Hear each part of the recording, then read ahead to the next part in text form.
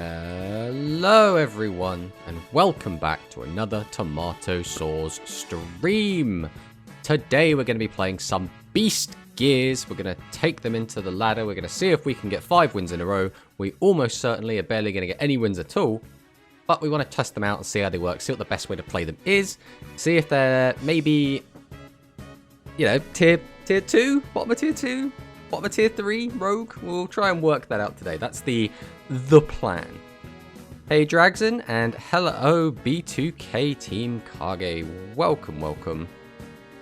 Oh, today is going to be an interesting one, because Beast Gears is something that we've always really liked, but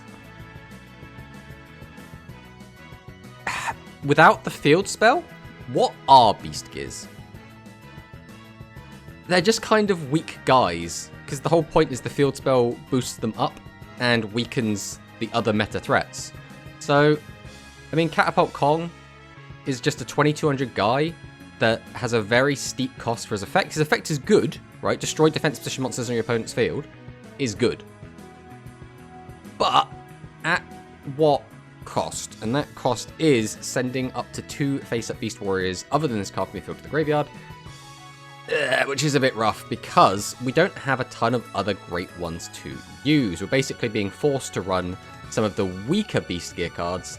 Motor Wolf being the strongest, but he's only a 1400. Obviously 14 is not 15, so he is just weaker than what aggro piles are going to be playing. And we are also playing Beast Gear Buggy Dog because, again, we just kind of need Beast Warriors in the deck to fulfill our effects. And now the problem of running a bunch of these low-level Beast Gears is that means we then don't have a lot of room for, like, Beast Engine, for example. So we've included a slim Aqua Engine. We're only playing 2 Seahorse and the Canaan. I don't know if I can actually... Very easy way for me to get rid of that. There we go. We can get rid of that for now. But yeah, we can see we've got the 3 Canaan and the 2 Seahorse. We are going to try out Trike Fox to begin with, but Trike Fox, I have found in the past, doesn't work a lot of the time because your opponent needs to have 3 monsters on their field. How often does your opponent have 3 monsters on their field? Now, in Duel Links, quite often. In the physical game, it can vary quite a lot. We also have Beast Summoner, which in my opinion, a lot of the time is just going to be better than Trike Fox, but if your opponent is in a defensive situation, then obviously Trike Fox will be better if they're setting 3, and we go basically any of these guys into Catapult KoG, and Bob's your uncle. Now, the kind of elephant in the room here is Lyogun. Lyogun is a bit of a weird card. We can send 2, has to be 2, face up level 4 or lower, so cannot send Catapult KoG, not that I think you would want to. So we have to send 2 of our other weaker Beast Gear cards. Then it gains attack equal to the total level of the monsters, which is going to be a maximum of 8. So it will gain 800 going up to 31, and then it can attack all attack position monsters on your opponent's field. It can only attack position monsters, and your other monsters can't attack. Which means the best this is going to get is like ramming into like 315s or something. Getting an okay amount of damage, but most of the time, this effect is going to be a little bit naff and is not really going to do anything. Which is why I've never really liked Lyogun. The main reason I would play Lyogun originally was because with the field spell, he becomes 26. And 26 is an okay number. Without that, he's a bit naff. The other problem being, again, we don't have any skills that work with Beast Gears. And a lot of the current good skills do require us to not have high-level monsters or high-attack monsters that are not from a specific type, which means we have to use a generic skill. So we've gone with Hammer Crush Deal. Now, the one saving grace of this deck is Hammer Crush Deal is still a really good skill. Our spell traps are still fine, and our monsters do have just enough attack that the barrier is oftentimes going to be able to do something. Now, the problem is exactly Dragonic Resonance hits 28 consistently, which we are not very good at dealing with because 28 minus 4 is 24, and we have 23 and 22. So that might be a bit of a rough matchup for us, but I think it was always going to be. Tier 1 threats are always going to be a problem for some... I think calling this Rogue is probably appropriate, but we don't know until we've actually played it. We do want to try a few different builds as well. This is just the first one. This is our pure Beast Gear build that we're going to try out. We're going to see how it goes. Beast Gear new meta when? I wish. I think the only way Beast Gear become meta is if we get a really good skill. We have to get the field spell. And that actually wouldn't surprise me. If we got the field spell as a skill that said you could only play Beast Warriors in an attempt to stop the Fiends and Machines from getting their hands on it. Maybe so early, and then release it a little bit later when we want them to have it. Time to go Super Saiyan Beast, and hello, hello. Hello, Zach. Hello, Clear RD. But we are still excited. We're still excited to play the deck. This is, again, it's always been a really fun one for me, just because I really like the cards aesthetically. I've always liked Yosh from the show. I think he's very funny in the fact that he's like a little kid that, you know, just puts on a costume and becomes a giant ripped man. I love the Mad Max theming. This archetype was originally just introduced to introduce the concept of field spells into Rush Duel. That is entirely the whole point of this archetype. It's just, this is what a field spell is. This is what a field spell can be. Go. So, it's an interesting one. But, let's see what we can do. And now this is already an annoyance because we have Beast Gear Trike Fox, who can summon level 7 or lower Beast Warrior from our hand. And Lygan's an 8. So, these cards have no synergy whatsoever, which is a little bit annoying. But, what can you do? And now we have to deal with a Dragius that's staring us down, and we're against Dragonic Resonance, which is pretty tough. So we will go ahead and activate Hammer Crush Deal. We'll set this, draw a card that we desperately need. Unfortunately, that doesn't do a ton right now. What we can do, though, is go Kanan, tribute both. Then I can summon out Trike Fox. Oh, I have to send 2. I've already misplayed. This is really bad. And then we're going to end our turn because we don't have anything else. Which means this first... So first off, I've misplayed. Second off, what would the play have been? Just set 3 pass and then get beaten to death with a Dragius anyway? Ugh. Not great. I'm thinking of using the Forest until we get the field spell. The issue with Forest is it still doesn't give you good stats, right? It makes Lyogun a 25, which you could just get just by playing a 25. And you can make Catapult KoG 24, which is still not 25. So, like, ugh, very tricky. You need more Gladiator Beast monsters. I wish, Chow, I wish we could play the Gladiator Beasts in here. And once again, we have all the ways to special summon in the world. But we only have a level 8, which we cannot do anything with. We can't even use its effect, because we still do not have 2 other Beast Warrior monsters. Which means our play here is to just set some cards and then die to Dragius. What we can do is hope that our barrier goes off, which is probably the best we've got. So we will summon out Seahorse, activate the effect. We'll grab back Kanan. Then, I guess there's no reason to not summon out Kanan here. The issue, it also comes in that if our opponent has a widespread, we are also just straight up dead. So, we have to hope our opponent doesn't have a widespread. And we have to hope our opponent doesn't pop our back row. And then maybe we can do something. Okay, that's already step 1 done. We could have used Hammer Crush, but we would have had 1 less monster to block. And I feel like we are probably going to need it. If he summons out a second Dragius, we 100% needed to not use Hammer Crush because we needed the 2 monsters to block. You need more... Yeah. Gladiator Beasts was a really fun deck for me. Like, when it came out physically in the TCG, I actually wasn't quite sure how I felt about it. Because, 1, archetypes are cool. But 2, it was like very, very strong compared to everything else available. Ooh. See, now we've got all of our high levels and none of our low levels. We have to use this, right? There's no way around this. So we'll get rid of this, and we will pop this. Very good hit. But now what do we do? If I leave this guy in attack mode, I do just die to just about anything. So I think we have to set it. We'll go to battle, and we will swing.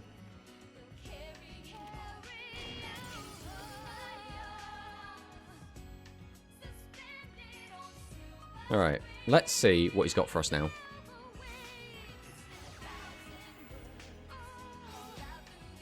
That's disappointing. We did lose the barrier, so we did maintain widespread. But we know he's going to be on 3 Slayer.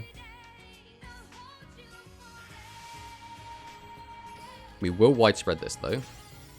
I'm amazed we're still in this game, to be honest. Like, this is already some sort of miracle that's put us here.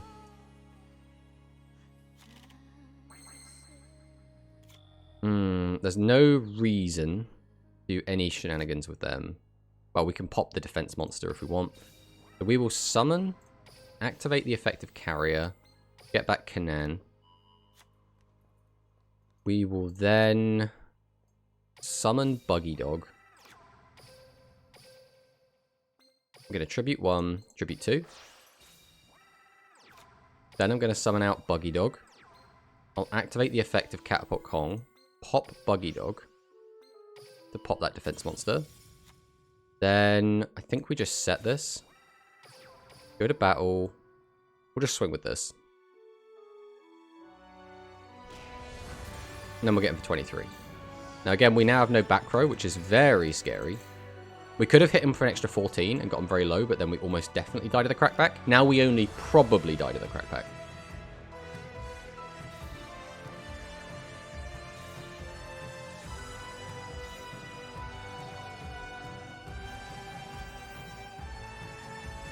I'm wondering if he's using that to draw because he doesn't have an out. No, right, so we already had this. Okay, the Dragius outs pretty much everything we've got. And that's going to be lethal damage. All right, we'll let him finish us off. Oh. And now he doesn't have... Does he have lethal still? 300 plus 500.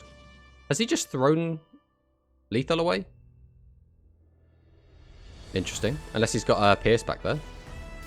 My man had lethal and has instead chosen to not take it. It'd be really fun if we could punish this. Unfortunately, he's got 6 cards left in deck, so it's going to be unlikely we can punish.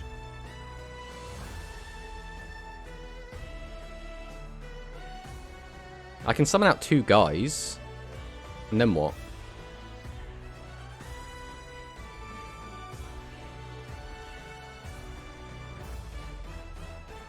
I can't change his to defense. I can literally summon both of these two. But, like, I could then run into that and then just die to attack from that. Or we activate this, attack over this. Then he attacks into that, attacks over a defense, attacks directly. I think our best chance is to just Hammer Crush. We're probably dead either way, realistically. But we're going to do what we can. And if that back row is any trap, we are super duper dead, so it doesn't matter anyway. But the fact we've made it this far is already quite impressive, in my opinion. Alright, let's see what he's got.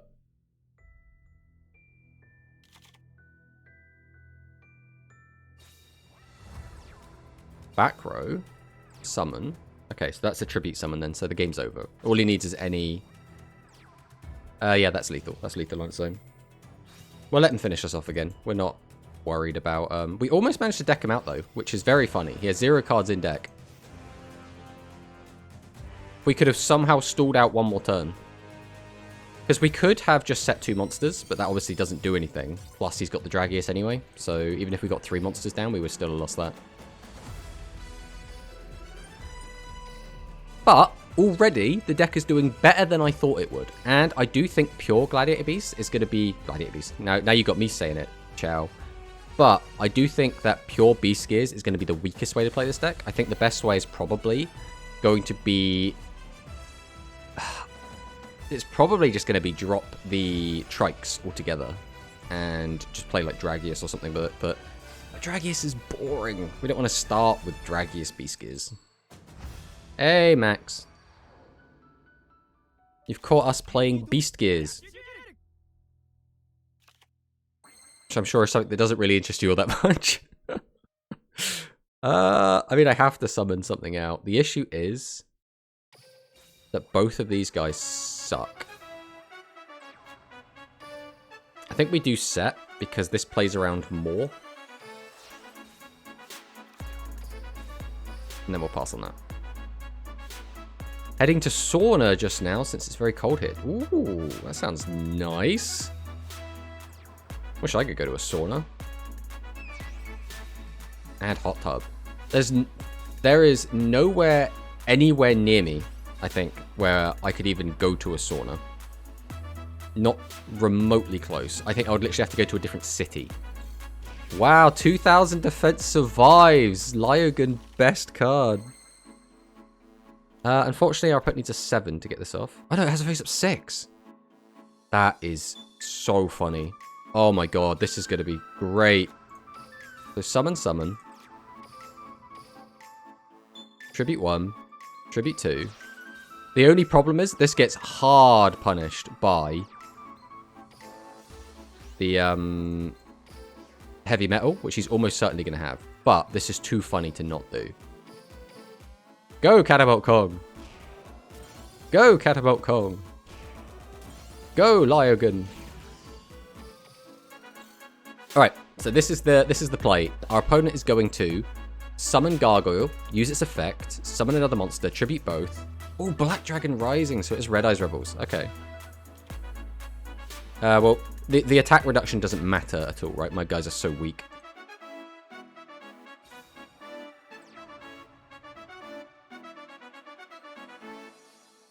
Mine is like basically a few stops to get there. I mean, yeah, I am very much jealous. But the other thing is that so I'm from England, right? And England is miserable weather-wise and temperature-wise all the time. It is always rainy here. It is always overcast. That is just what we kind of have come to expect as the norm.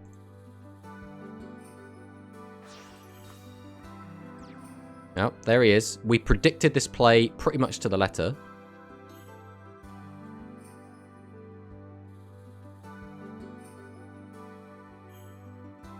So now he uses the effect. He has to pop one of these and then attack over this, I guess. Which is fine. The issue is, I'm not really sure how we easily out a 25. That's not really in our repertoire. I wouldn't mind, like, Summer Rain. It's such a good feeling. I mean, yeah, who doesn't love a bit of rain? Right, we'll go for the Hammer Crush deal. Set this. We'll draw a card. Ah, that doesn't quite do anything, does it? We can... We actually have a way. No, we don't, do we? I could bring back one guy, but I need to tribute 2.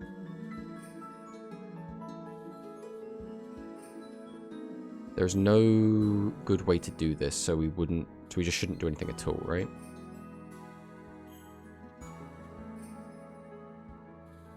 Is it even worth firing off Hammer Crush? I mean, I've got to fire off Hammer Crush, right? I can't not. Alright, fire off Hammer Crush. We will pitch Lyogun. We'll get rid of this. We will then set.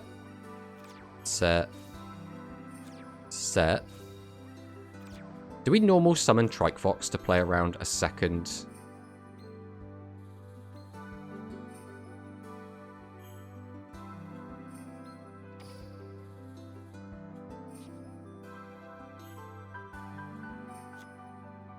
It feels weird, but I think we do. I think we actually normal summon just to play around a second copy of Heavy Metal. Because if he does summon a Heavy Metal, and we have just a Trike Fox face down, he gets to pop Beast Gear KoG for free, and it's just straight up game over. Mind you, doing this though, what does this actually accomplish? Because if he goes up to 29, our traps still don't protect us, so we're probably still dead from that anyway. I suppose this at least makes it harder for him to do it. So I've seen new decks topping. I assume we are talking about speed? When we talk about new decks topping? Because I watched a was it Grand Prix? It was one of the Grand Harry tournaments. I assume it was a Grand Prix last night. And that was very entertaining. What is it? We saw... I mean, it was... Tenyi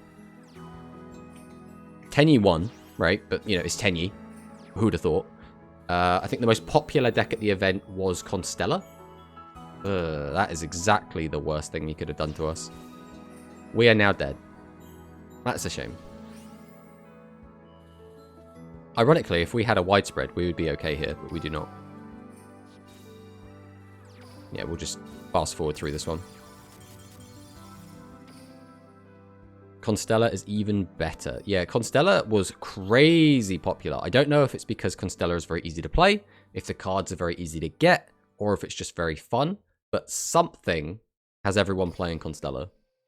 We'll play another one with this one, and if this still also goes completely tail up, we will swap to a different build. The deck that I thought was really, really exciting, though, that came second place in this large tournament, like massive tournament as well, was the Earth Machine pile, piloted by Sniffy, I think it's pronounced, Sniffy. But that was so much fun to watch. Who doesn't love a bit of Earth Machine, right? Our opponent is going to feel great when he sees that we start dropping beast gears and he's on his rank up game. Ugh. Well, I think we have to use this, right? We only have 3 spell traps in the deck, so anything should be a good draw here. We've drawn one of the spell traps. That was... It's Widespread Ruin, which is a good draw, but we needed any monster to empty our whole hand. And instead, we've put 2 engine pieces we want late game on the field. That's a bit of a shame. The skill, obviously. Oh yeah, Earth Machine for sure.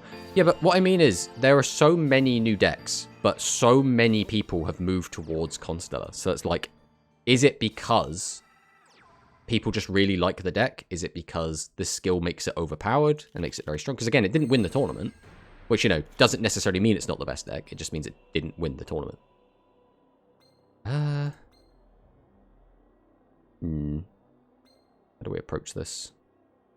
1, 2, 3, 4. We have everything we need to pop. I think we just don't pop the back row. I think that's the play here. Oh, actually, no, because we can't do that. In which case, yeah, I think we just don't pop the back row. So Tribute 2, summon out Lyogan, summon out Kanan, summon out Motorwolf. Then, we'll Tribute Kanan, go to battle, and we'll start swinging. 1. Right, so he's got the, Jeez, what's the card called? The Barrier. He has the Barrier.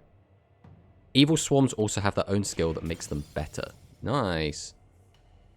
Because I've always liked L-Swarm. I guess, you know, people say L-Swarm, but, you know, it's Evil Swarm, isn't it? Right? No one's playing Steel Swarm.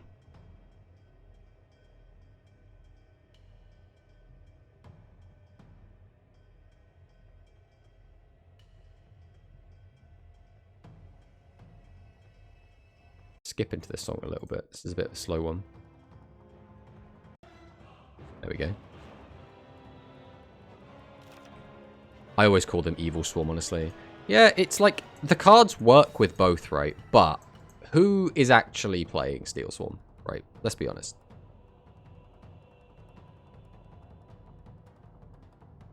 I think, for me, the other, like, really cool decks that I've been seeing, like Suship, is obviously a pretty funny deck, and it's very free-to-play friendly, which is very, very nice. We did see a couple of Suship players. I'm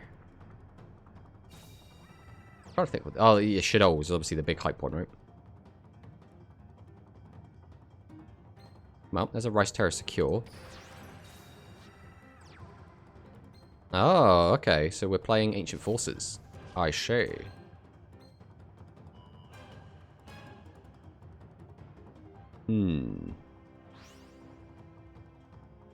I think if he attacks Beast Gear Lyogan, I think we just let it go.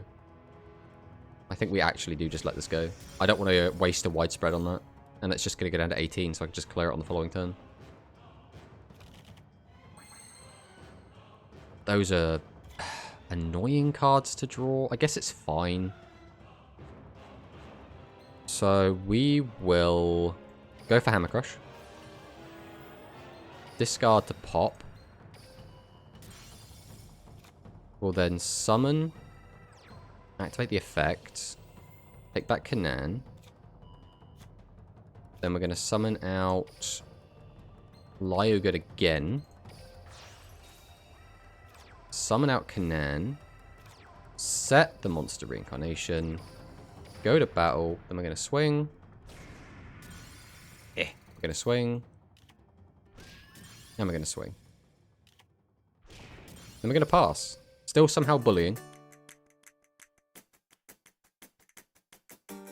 Also, Winged Dragon of Rora's OP, Immortal Phoenix is nuts with Magistus. Anyway, got to go now. See you, Tomato. See you, Max. Thanks for stopping by. First from Harrier. Always the first chatter. Most dedicated viewer.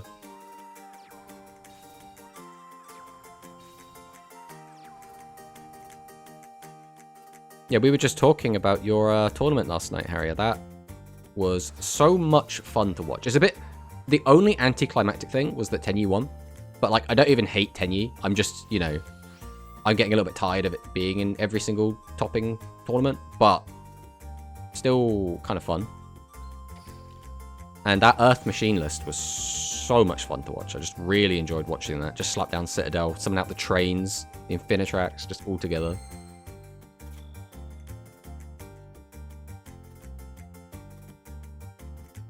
There's like nothing interesting I can do with this hand, is there?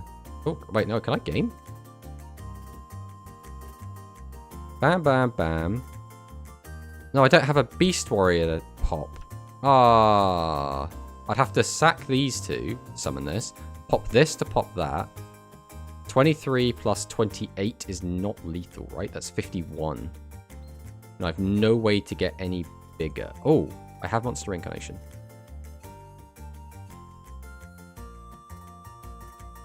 So, I can Hammer Crush, discard, pop this.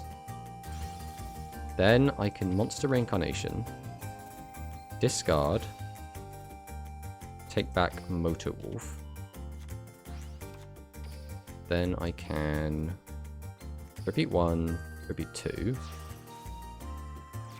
summon out Motor Wolf, activate the effect, pop Motor Wolf, pop this, normal summon, and there it is. That's going to be the first Beast Gear victory. Probably in history on Duel Links, to be honest. For sure, to be honest, I think most other Tenyi players probably use. Paris is just next level with the deck. Well, yeah, that is something to say. I don't know a ton of the regulars. Like, I know a lot of the people that have crossover into the, you know, the Rush Duel side of things, right? So, like, I recognize names like Zaga Zaga, Marco, Giorfio, a handful of others, right? So I'll recognize a lot of them. I'm not quite used to all of the speed-only players just yet. Although I will now remember Sniffy. Is it Snifey? Sniffy? I always go with Sniffy, but the guy playing the Earth Machines. I just realized we just stopped that guy ranking up with our Beast Gears. Oh no. We were so happy for him. Yeah, Sniffus.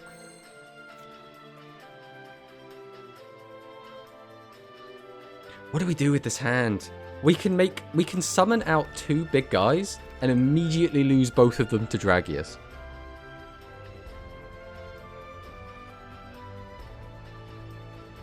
Alright, we're going to set. I'm going to tribute set.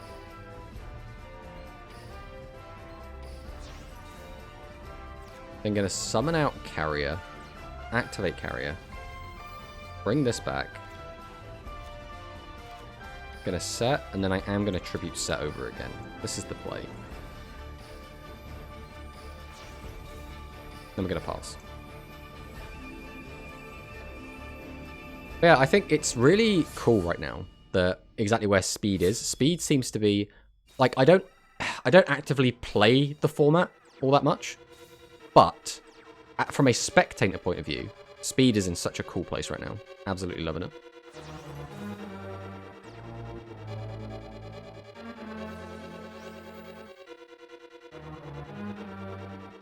Okay, so he's milled that, which is pretty good for us. What back row would you play in this deck? Of course, we've drawn, again, Lyogun, who does not play well with everything else.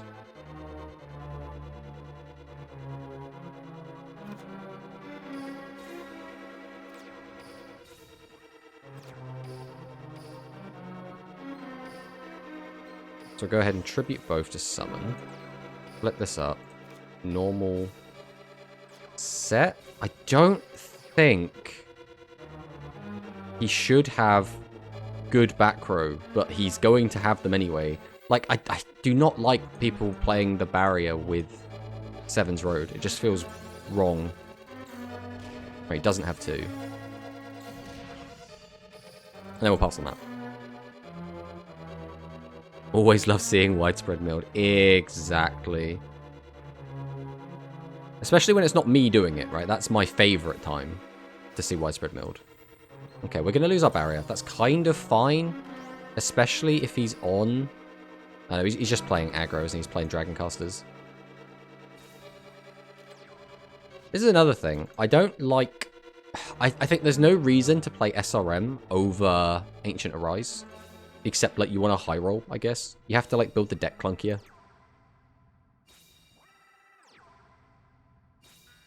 But I understand not everyone's fully invested into Rush. Maybe they haven't got the Ancient Arises. Alright, we will activate Hammer Crush Deal.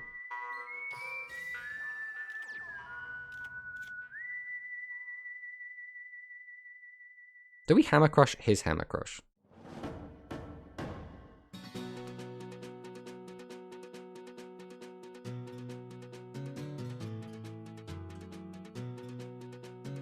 I don't need to. Alright, we will summon. We will tribute 2. We'll summon Buggy Dog. We will activate Catapult KoG. And we'll pop the middle one. I'll then summon out Buggy Dog. Set. Now, how greedy do we get with this? I think we... I don't really want to get too greedy. I know he plays 1200 butts, which means Buggy Dog isn't going to be able to clear. That's 2 of the 12s gone. What's the odds he's got his third 12? Right? Yeah. Get him for 22. Take off half his life. And then we'll pass.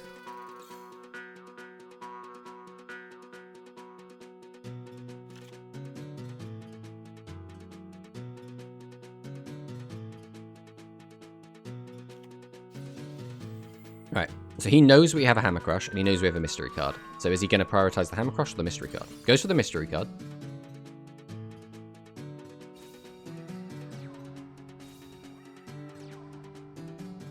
From the defense, are we going to tribute? We are tributing.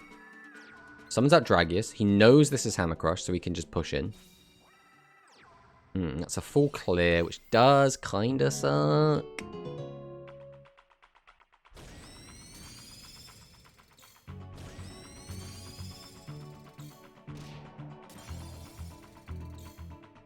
This is always going to be the issue with Beast Gears, is we don't have a consistent way to deal with 2500 attackers.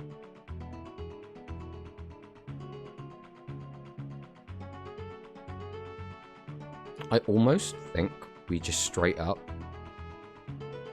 don't care about the back row.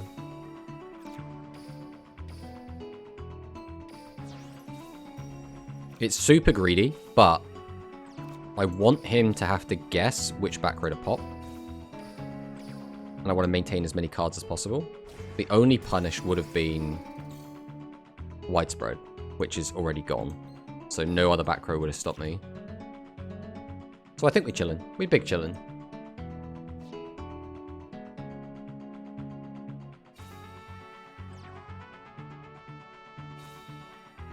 Set. What's he going to tribute out? Nothing? Okay. Can we game here? This has to crash here. We don't know what either of the back row is. If anything's going to be anything, it's going to be that one. We summon, tribute both, get him out. He crashes there, use the effect to pop. Run into that with a 14, get indirect. I think we go for it. Wait, what is this? This is Trike Fox as well, which is very amusing. Okay, we'll activate this. We'll send this, and we'll hit this one. Then we'll normal summon Beast Summoner. Activate the effect. Summon out Catapult Kong. Flip this up. Activate Catapult Kong. Get rid of this. Get rid of this. We normal summon. We'll activate Hammer Crush. Pop the back row. Go to battle phase. Trade. Hit over for 22 to guarantee it clears. And then get into the game. 2 wins with the Beast Gears! Unironically, Beast Gear Catapult Kong has come in clutch a few times. Now again, will this deck win more games? Probably not, but we've got 2 in a row with it. I think getting 5 in a row of this is too much of a tall order, right? I do not think we're going to manage that. I would love it if we could, but I'm really not confident in that claim whatsoever.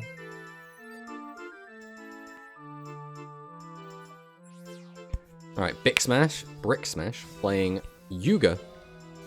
Konami, give us the field spell. So, I talked about this a little bit before, but the field spell is going to be really good in not Beast Gear, right? Because, although it's good for Beast Gear, right, it makes their numbers good, it's better in decks that already have 2500s that get a boost off it. So, Royal Rebels will get a good boost of it. Their heavy metal becomes 28, and the upcoming starter deck, or structure deck, is also going to give them a big boost. I think we've got to empty our hand as much as we can here, right? The question is, are we tribute setting this? I think we will. I don't want this clogging up my hand. No, we'll pass on that. They might make the field spell limit 3 to start with. The other thing is, though, that unless you limit 3 something from Royal Rebels, that doesn't really affect them too much. They'll just play it anyway. Then beyond that, it will come down to, are they going to limit 3 the Ace Breaker on release? Because I think they should. Because Ace Breaker plus Dragius seems absolutely disgusting. Heavy Metal is limit 3. Oh, yes! You are absolutely right, actually. I completely forgot the Heavy Metal even is limit 3. That's just me being a dumbass. Not the first time. There's like nothing fun I can do with these cards, which is a bit of a shame. I can crash into Kanan. That feels kind of gross, but I think it's probably for the best. I want to keep him on as few resources as possible. As much as I'd like to maintain 3 monsters myself, I think I'd rather him have no monsters on the field, so he has the 5 cards in hand to work with.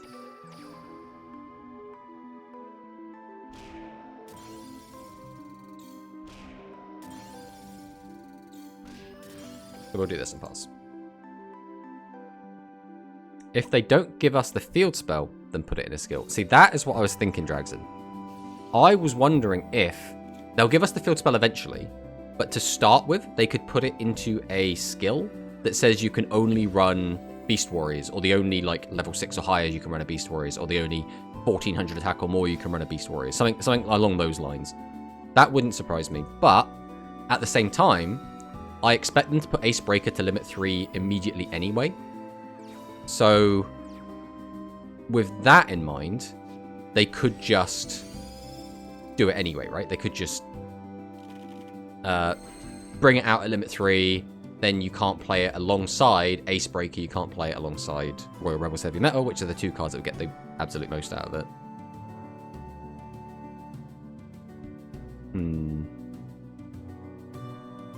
I mean, I can crash into that, or I can try and boost over it.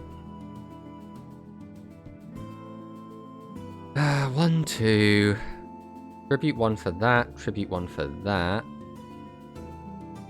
I'd only have that one left over anyway. That's probably the best play I've got. So we'll summon. Summon. I could pop both, ram that in, get in direct, and only have 1 monster left. That doesn't seem good. So we will tribute to summon out the boy. We'll activate KoG. Pop one of these. We'll normal summon. Go to battle. We'll trade in here. I'm going to get greedy. I want to take off half his life. Yes, greed is always rewarded.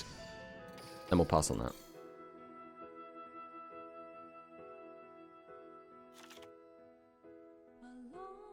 I'm really interested to see what they release alongside the new structure deck, the machine one. Just because I think it would be silly to think they're going to release an entire, like, just brand new machine cards, right? They're probably going to release a bunch of reprints. There's not going to be a ton of great stuff, I wouldn't think.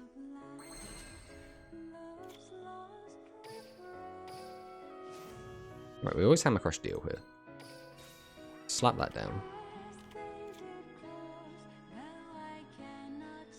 This needs your opponent to have 3 monsters and doesn't work with Lygon anyway. We can summon that out, which is fine. We can pop a back row, potentially get another card to our hand. Either way, we want to get that out of our hand, so we're always using this. And we're always pitching you. Get out of here. Nice hit. Always good to see that. Do I have to sack off my Catapult KoG? There's got to be 2 face at level 4 or lower, so I would have to summon, activate the effect, take this back. I would have to tribute this, use that to get back another Beast Warrior just to attack over that. That seems terrible. There's no way we're doing that.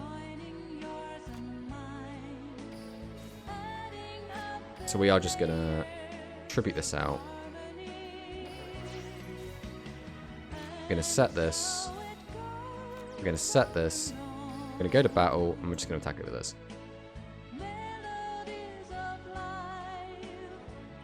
So the other flip side is that we... So I'm guessing he's probably got Phantom Bind. He's probably doing a little bit of a count right now.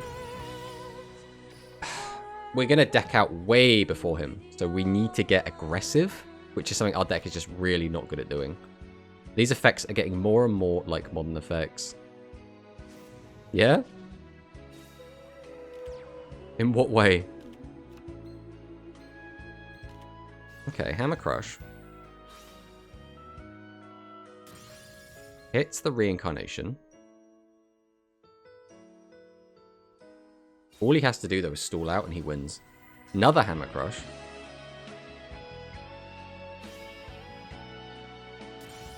Pops a barrier, so we still have 1 barrier left. He's just going to swing into that, because again, he doesn't have to get aggressive. He can just wait and win the game.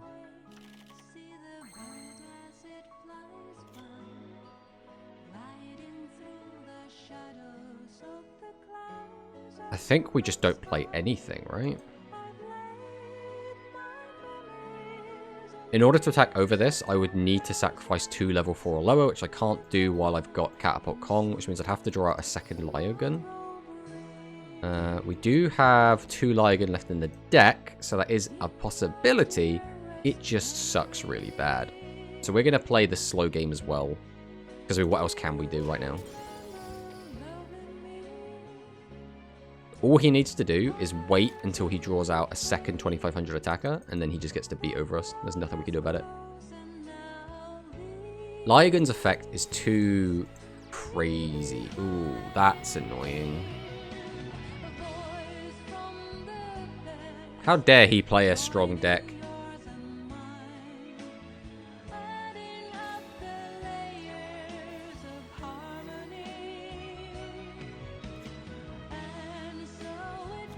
So now he's going to summon out Dragius. Dragius into this because it's free. Use that into this, and then this will die. Then he'll get the 25 direct. So it comes down to what else has he got. If he uses Dragius effect... Wait, has he already used it? He has already used Dragius effect. Okay. So we always barrier here. What do we even want back in our deck, though? probably a Seahorse Carrier. But we do need to draw something. I don't know, actually. Do we need to draw something? We can't be over him no matter what we put in outside of Summon Skull. We'll put Summon Skull back in.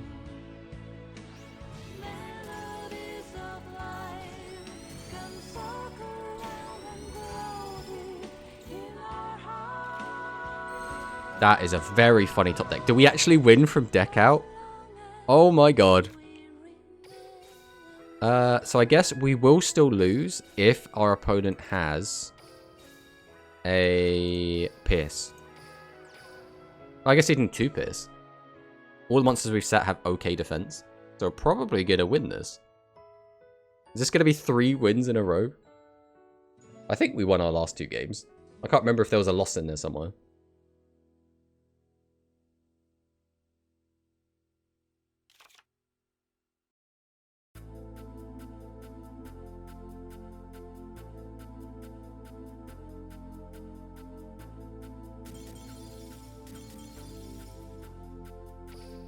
There it is.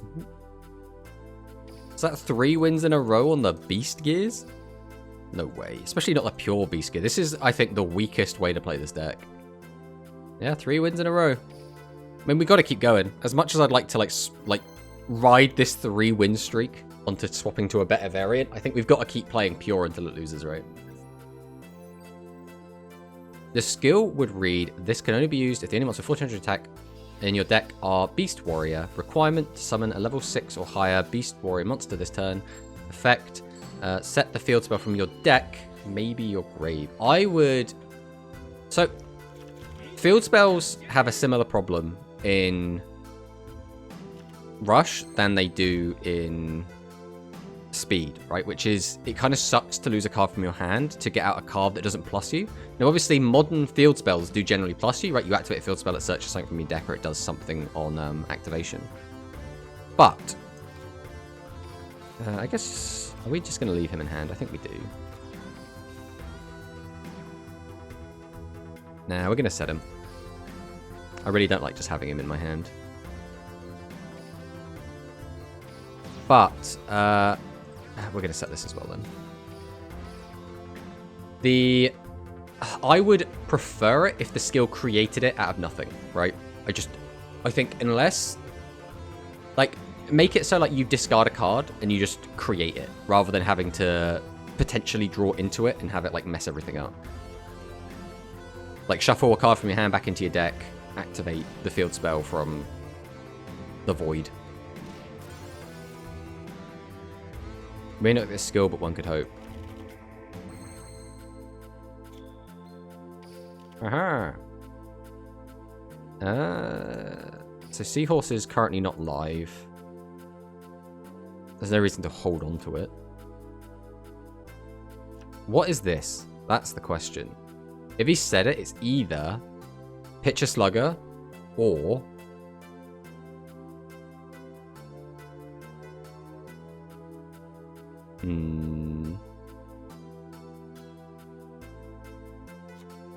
Alright, we'll summon. Summon. We're going to tribute 2. And in case it is a Pocket Drago, or Tiny Drago, whatever it's called, or a... I already forget what it's called, the 1300 defense one. It was. Okay, so that was the correct play.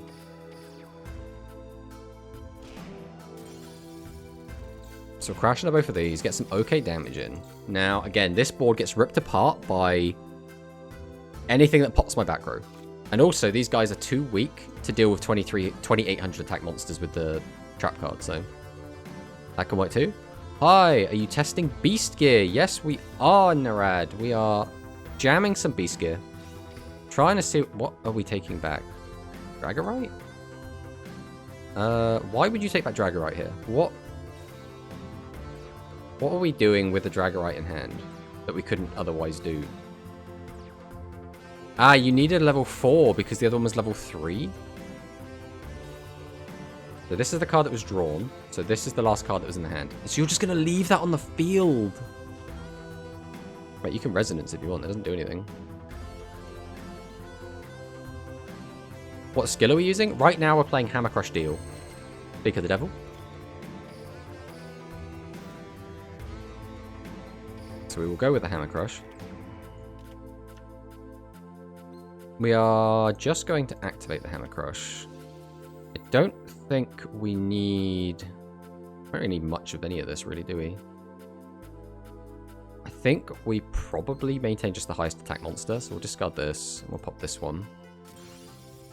That might have been the best one. It's kind of hard to tell at this point. We'll set. Set. Set. Go to battle. We will swing in here. Swing in here. And we'll swing in here. Oh. Oh, Recital in Resonance. That is something you don't see every day.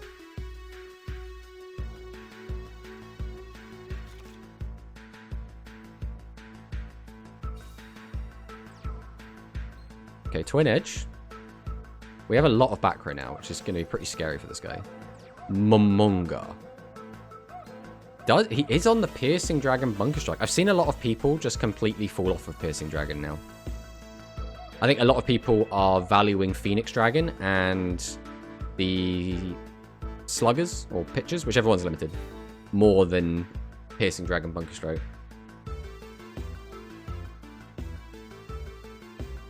Let's see what you've got for me, Dragon Man. There's a Dragorite. Tribute.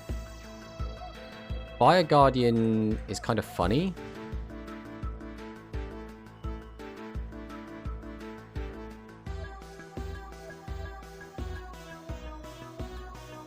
Okay. Barrier. Guess we'll just take back a Seahorse. Oop.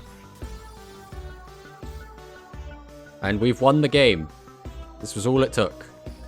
Have back row. This is 4 wins in a row with Beast Gears. How have we got to 4 wins in a row with Beast Gears? How has this happened? Well, actually, we're not going to KoG, right? We're going to lose the next game. But it's so funny we got to a 4-win streak on pure Beast Gears. Like, this is something that just should not happen. Well, again, I would really like to pivot onto a better deck, but we cannot take away the victory from pure Beast Gears if they can get it. Beast Gears actually good, Shock. I think we've been very generous with the players we've been receiving, the decks they've been playing. It's like that was Recital on Resonance, which is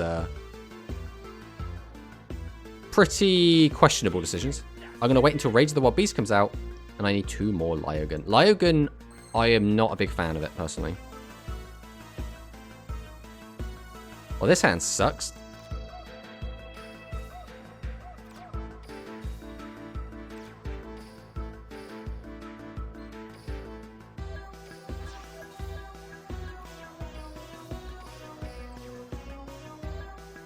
This is probably the worst hand we've opened today. Let's hope our opponent hasn't opened very strong to capitalize on our weak open. If he summons out a Dragius here, that would probably be the most catastrophic. Okay. Yeah, this is already looking very dire for us. If he goes straight to battle, maybe we'll be okay. And he's got a back row. Okay, so probably a high level in hand. We don't lose any life points here. But us going first didn't actually do anything for us, right? Like, we've maintained nothing, which means going first gave us nothing. I mean, we have to do this, right? There's no ands, ifs, or buts about it. At least we can do this, which is better than not being able to do it. But we are still very much on the back foot. This is very much not looking very good for us. The only way Beast Gears lose brick. I mean, the main way we win is our opponent's bricking, so.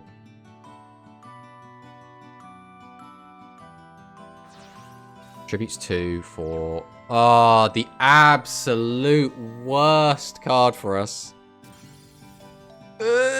Okay. I mean, it's fine. Like you said, we weren't planning to get a 5-win streak with this deck anyway, but... Oh. This feels gross. our opponent has certainly drawn the nuts here. Oh, okay. And slam in here. We take the 3, then we take the 25, then we take the 28. Well, 400 life points, a Kong in a dream.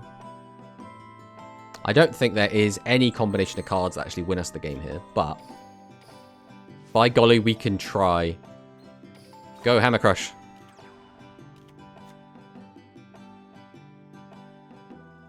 If we had back row, there would like be maybe a slither of hope. Without back row, I think this is done.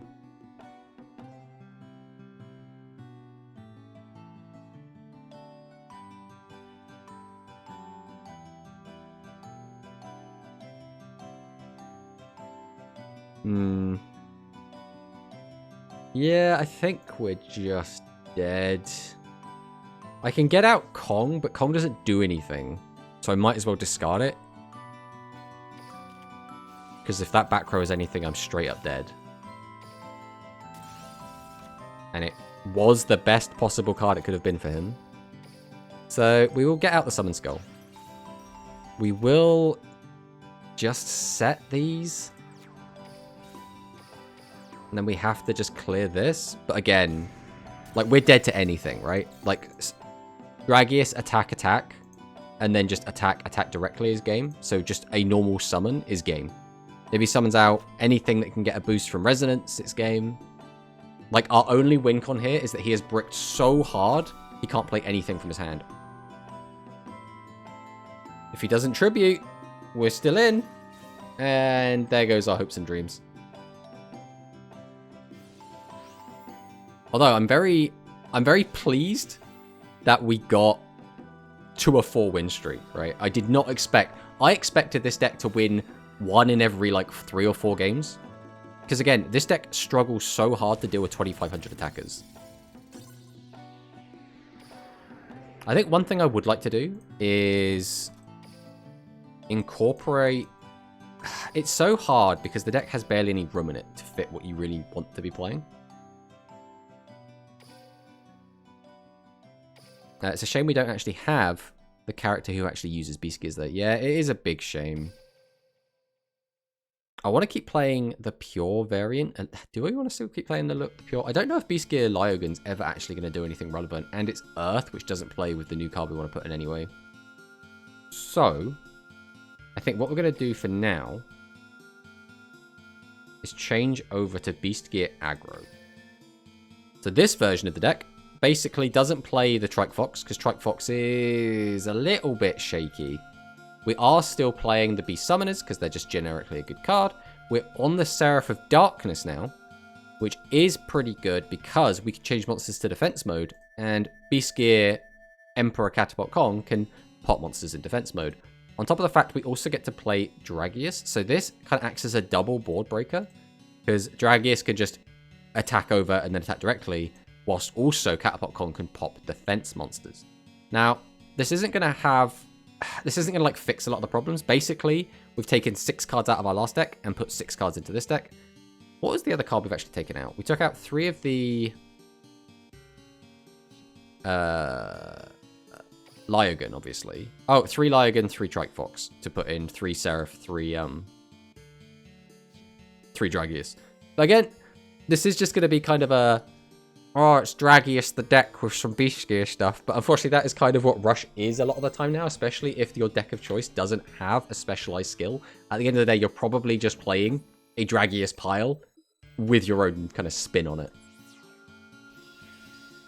So let's see if this version of the deck is any more consistent. I feel like it should be. But this deck is still going to have a similar problem, where it doesn't easily out 2,500 attackers. We'll have more ways to crash into them, and if we do get the Seraph of Darkness online, we can use it in combination with Catapult Kong to pop. So that will come up occasionally, which is kind of the hope. Seraph of Darkness, though, again, does not work unless we have Catapult Kong, or if we get out Summon Skull. So we have 4 ways to trigger it.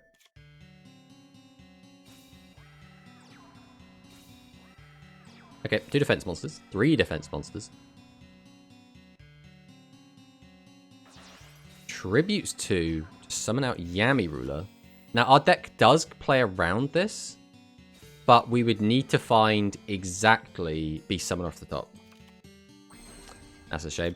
I mean, we can't just get everything we want all the time, right? That's not how this works. We will have to just set for pass, which is kind of fine. So, we're playing Luke, which means we're not on Celerity. This could be Red Eyes Rebels. Not Red Eyes Rebels. Red Eyes Warriors. Just Beast Engine plus Warriors. Or this could just be Pile. This is probably just Pile.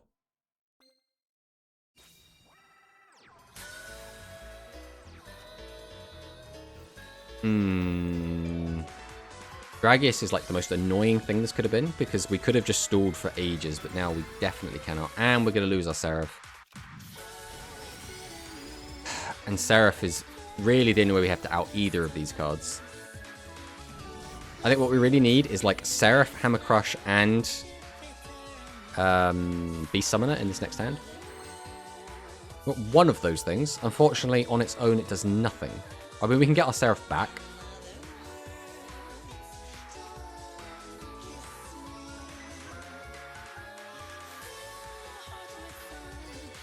I think we have to do this. Have to discard this. We have to take back Seraph. We have to summon Beast Summoner. We have to activate Beast Summoner. We have to special summon Catapult KoG. We have to summon Seraph. We have to activate Seraph. We have to change this to defense because I just need it gone. We'll summon out Buggy Dog. Activate the effect. We're just not going to take any risks at all with getting rid of that. Set this. Go to battle, and we'll just swing over this. If he's got the widespread as well, I mean, he's got the widespread, nothing we can do about it. Now we automatically take 15 here. He's already used 2 of his limit 3s. I mean, if he just has another Dragius, then...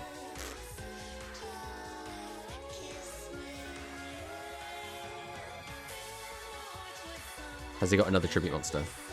Got a 1 tribute. It's the Skull. Skull is annoying, but not a deal breaker.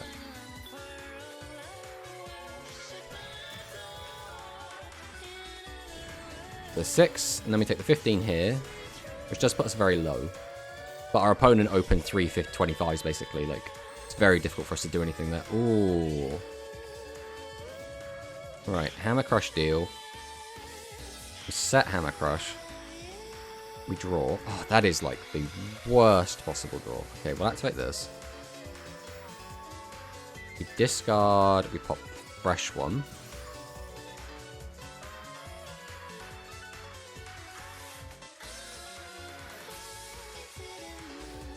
I think we have to do it this way.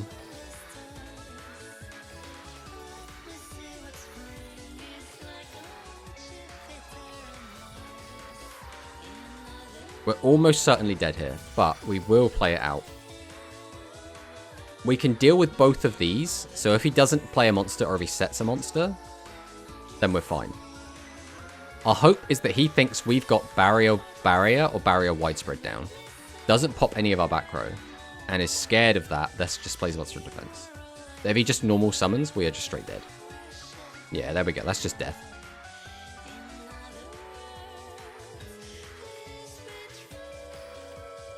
I mean, we'll go for it. Maybe he doesn't attack us, but he's always going to attack us here. Yeah. And there's nothing we can do about that attack. I mean, again, we did what we could. Our opponent opened with a 25, and we didn't have an out to it, and then he summoned 2 more 25s. Which is pretty scary, especially when he opened Yami Ruler, which is already pretty damn good. And then summoned a Dragius on the follow-up, which is like, oh, that's such a powerful open. Now, if we had had like a widespread early, maybe we could have done with that, but without exactly that, it's kind of a bit... Ugh, it's a little bit of a roughie. Alright, it's another Luke.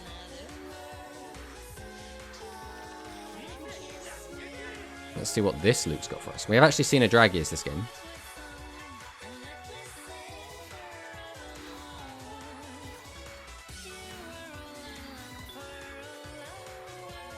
2 defense monsters. Now, the annoying thing is going to be is that he is going to have his widespread, and then he is going to eat our Dragius, and then we're going to be so far behind. I can already sense it.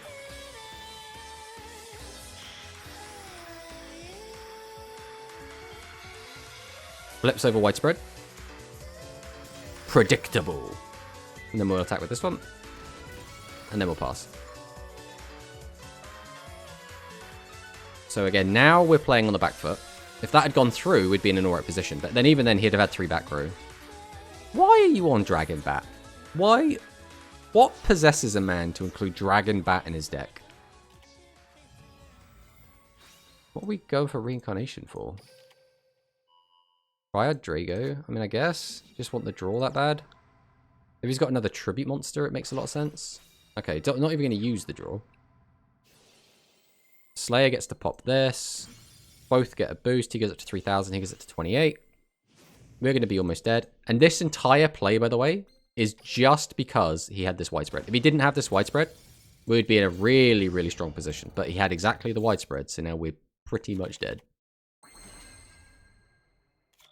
I mean, we can play the game. So we go Beast. We activate Beast. Come on out. We'll summon out Seraph. Activate Seraph.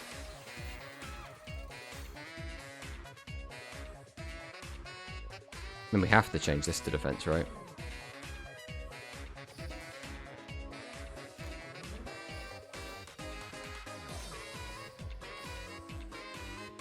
So we'll tribute this. We are going to activate this because just in case something goes wrong, which we are almost expecting it to go wrong at this point. He's going to have a barrier face down because he discarded one earlier.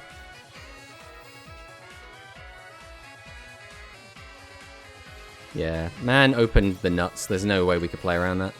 And this is, again, Beast Gear, Catapult Kong's low attack points coming in. Because it's a 23. Like, 23 should be basically free to run over. But 22 is lower than 23, and 22 without a way to boost is garbage. And then, yeah, even though he's already got lethal just on board, he's just spinning plates here.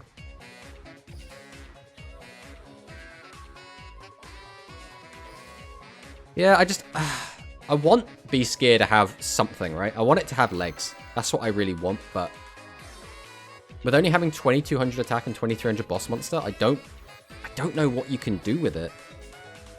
Like, most of the games we played, including the ones we won, we've been struggling to deal with 2500 attack monsters because the deck just doesn't have good outs to them. Like, we just need a monster that can boost its own attack. But then, like, the best ones for that are Seven's Rogue Magician and Ancient Arise Dragon, or have a skill that boosts attack, which again would be Dragonic Resonance or something, which we can't play Beast Gears in.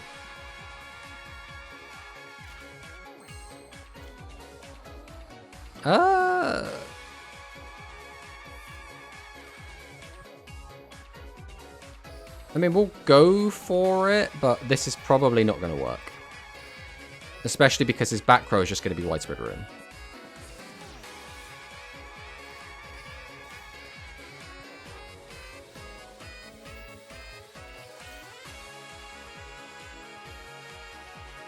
I think we just go battle here. I'd rather keep 2 bodies. Flip over Widespread. Do it. Everyone opens Widespread. Another game lost to Widespread. I mean, yeah, there's no point in even continuing that one, is there? Yeah, we just cannot beat Widespread. Widespread too strong.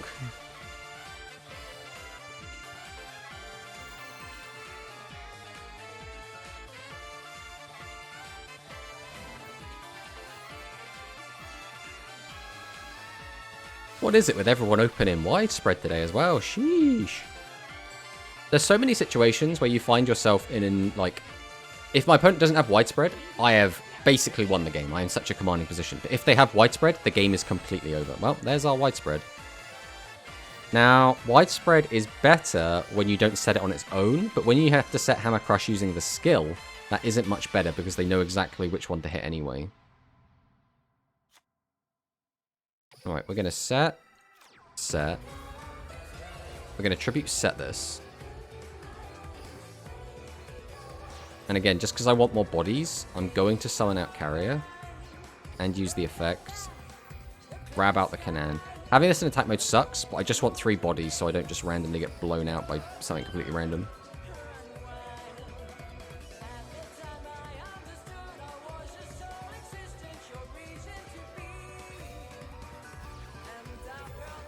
Yeah, so now he can just hit the Widespread Ruin for free.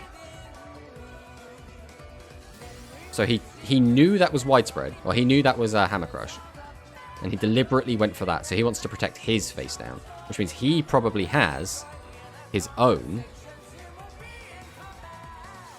thingy. I guess we always just discard Canaan here. I'm assuming this is Widespread. No, it's not Widespread. Then why didn't... I don't understand. Right, we'll just swing.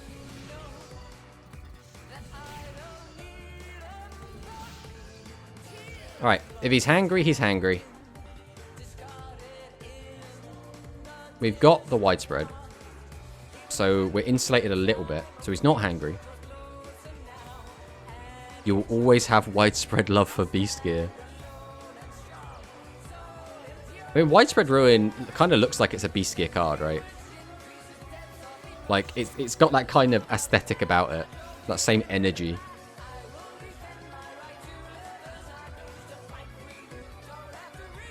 What is this deck? Is this just another random pile?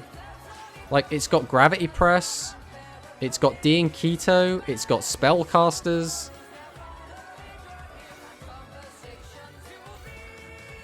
I'm just saying, this could have been our game 5 of our streak, right? This could have been our KoG rank up match. But instead, it's whatever's going on here. And we have Lethal on board.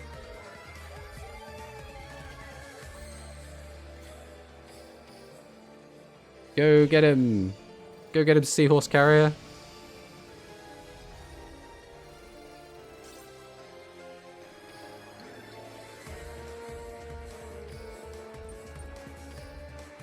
Alright, well that's our first win with the kind of Beast Gear aggro deck.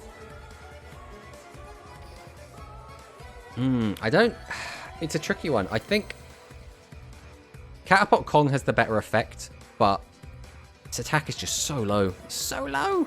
How do we make low attack feel good? We need to make low attack big. If only there was some sort of field spell we could have. That would boost its attack up to 25. That would be pretty cool.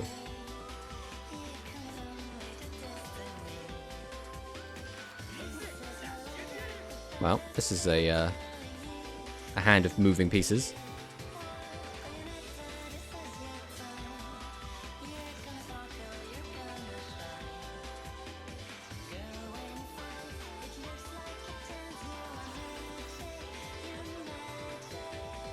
That's a Dragonic Slayer.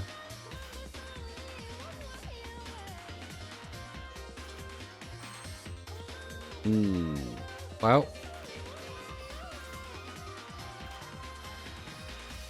I guess joke's on you because we don't have any back row for you to pop. As long as he doesn't draw out a Dragius or a... God, what's the double attacker even called? I can't remember what it's called. But the double attacking dragon. As long as he doesn't draw one of those two. Oh, he's in the graveyard. There he is. Twin Edge. Oh, there's the Dragius. Never mind. I think the Beast Gears really need a field spell. The Psychic Prima and Attack Defense swap skill.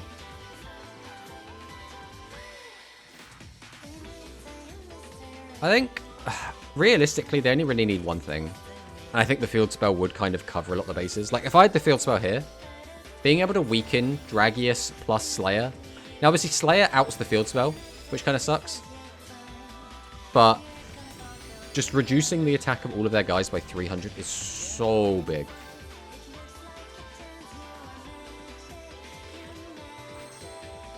Well, there's Hammer Crush Deal, which is kind of what we were after here.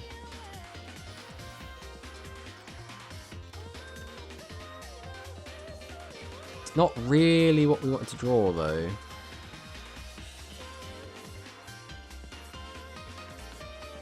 Alright, we'll go for the Hammer Crush. I actually think we have to get rid of the Hammer Crush. We need more monsters.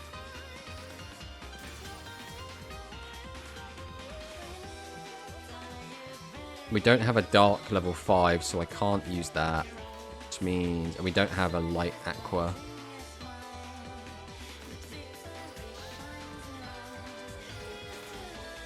I mean, we'll do what we can, but again, we're pretty much dead already.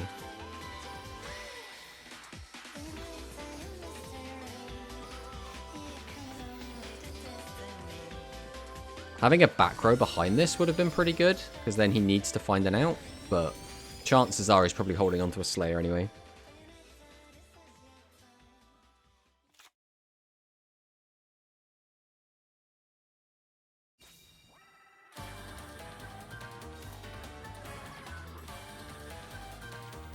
Leading Dragon, Guardian of the Fortress.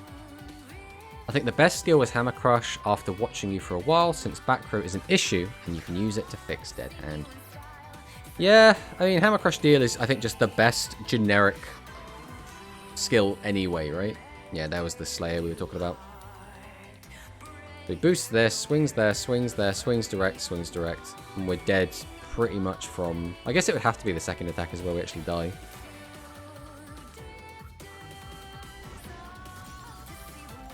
We'll let him finish us off. No reason to take that away from him.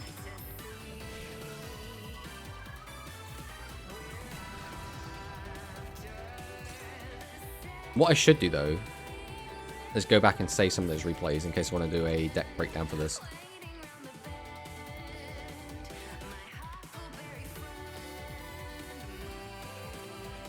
Because these four, definitely want to save those replays.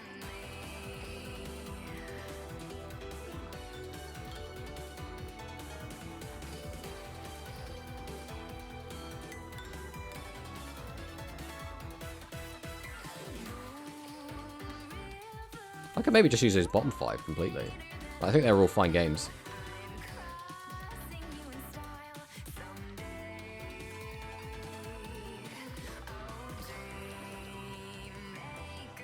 Right, let's jump in again. It's going to be a tricky one. The other skill I want to try out is the Red Eye skill.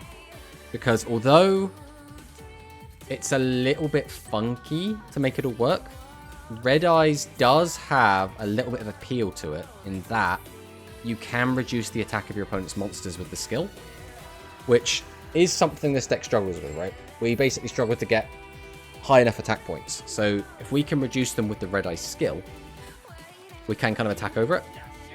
Red Eyes is also another dark monster, which, you know, would just replace the Summon Skull, but does act to work with our Seraph.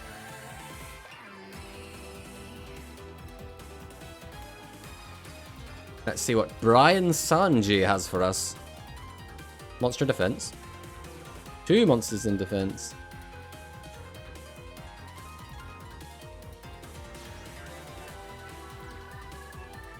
Give me a ruler. What? So we're on the Aqua engine and the Beast engine and then just random boss monsters?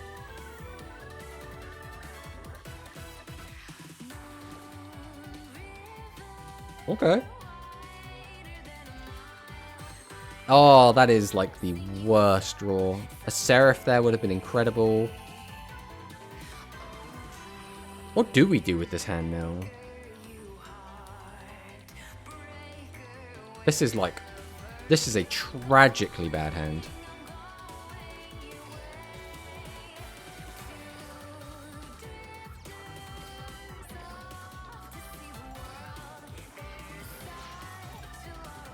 I think we actually do have to use Reincarnation just so our hand doesn't get bricked any harder than it already is.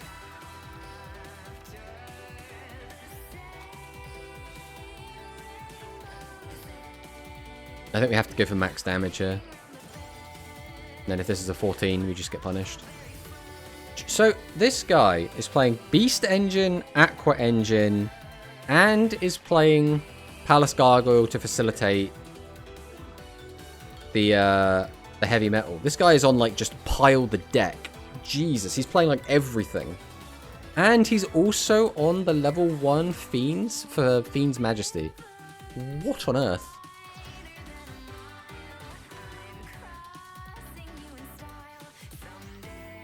Yeah, but there's playing around Phantom Bind, and then there's just chucking everything in the deck with no rhyme or reason for it to do anything, right? This is literally just, I'm going to slap everything in one. Like, even his boss monsters don't make sense to be together. There's, like, no theme here. This is just slap every card I have into a deck and call it a day. Which is a shame we're going to lose to it, but what can you do, eh? I mean... This is bad. This is very bad. We can't even clear. I mean, we can clear, but we have to give up our guy, and his back row has to be nothing. So that means he is guaranteed, 100% guaranteed, that back row is a widespread ruin. Right, you ready? There we go. We've already called it. It is widespread. The back row is widespread ruin. There goes our widespread. It's not widespread ruin. I don't know how it's not widespread ruin. Alright, well, we got a 2200 guy on the board. It's not exactly difficult to out. Let's see what he's got for us. I'm guessing we're probably dead this turn. That's my prediction. Back row. I feel like if you had lethal, you wouldn't bother setting a back row. But then again, he might just be bad. Like, his deck building's clearly atrocious, so... Okay, we got out the Summon Skull. So that's 13 plus... Oh god, maths. 17 plus 421. Yeah, this is just lethal, right? Oh, I know it's not. Okay. We are alive barely. But again, we've got to fight through 2 back row and 3 monsters, and one of them's a 25. We can't also use our Seraph now because we're only down to 200 life points. Speak of the devil. We'll activate our skill. We will set our Hammer Crush down, draw a card.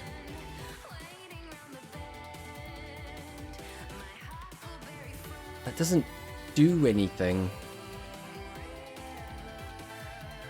I can't even wall up, because I don't have 3 monsters.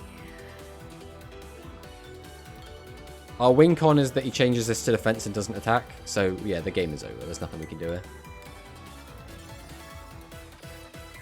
I mean, it's a shame, but what can you do, right? We needed to draw basically...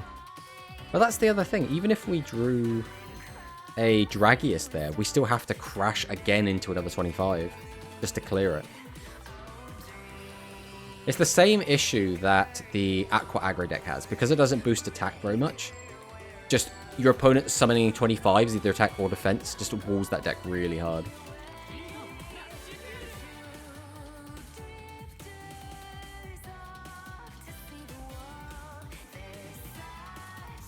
Ironically, we had more success with pure Beast Gears, but I think that we just got very lucky with that.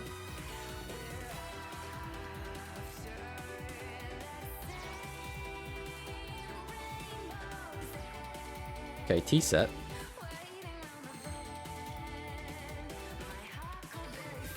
So, because the only thing that punishes us is widespread, it's going to be widespread, right? It's got to be widespread. We've had a couple of games now where our opponent hasn't opened widespread, so we are about due for one.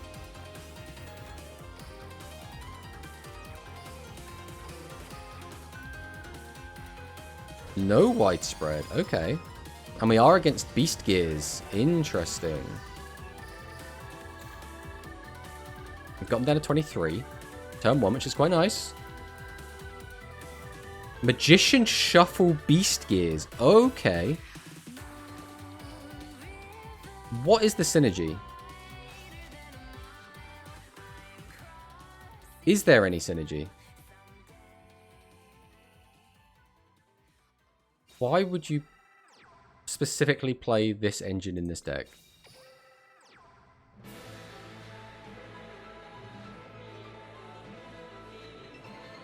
Reincarnation doesn't do anything here.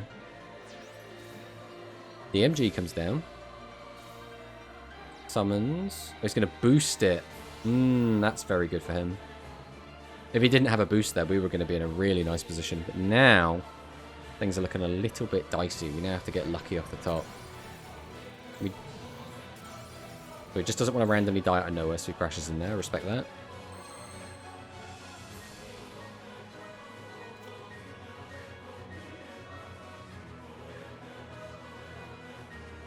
We only have the one that we can use as tribute fodder. Summon go into that. That goes into that.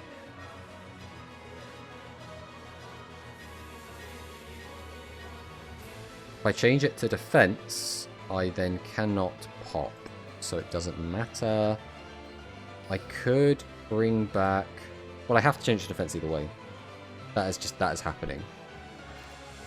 So we go Beast Summoner. We activate Beast Summoner. We summon out Catapult KoG. We summon Seraph of Darkness. We activate Seraph of Darkness. We change this to defense.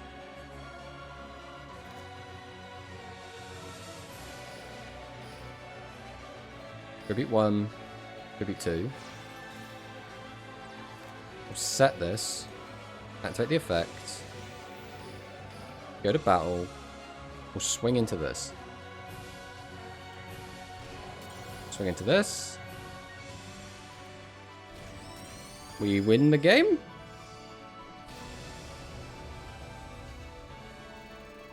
Okay, we'll take that. I mean, it was a Beast Gear Dark Magician deck, so it's not exactly the greatest achievement of all time, but we'll take it, you know? Like, we take what we can get, realistically.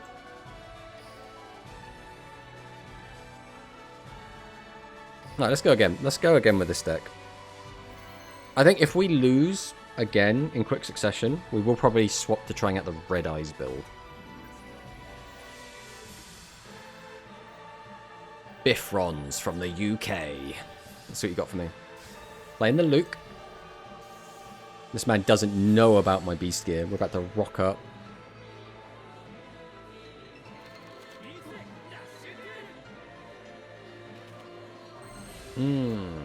Well, I guess this is kind of fine. We get to set 4. That's almost the God Open. And we do have our graveyard set up for the carrier. But there is potentially a decent amount we can do off this. It's all going to come down to what he does here.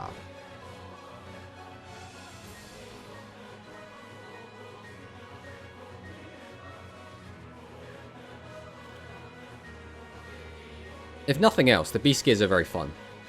Which is always a good thing, right? But I don't know if they're fun because mechanically they're fun. I think they're just fun because I like their aesthetic.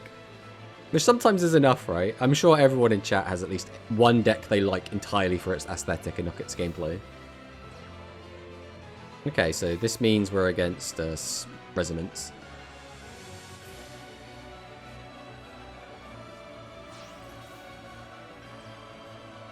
That's the most annoying one, because that means you get to pop my whole board.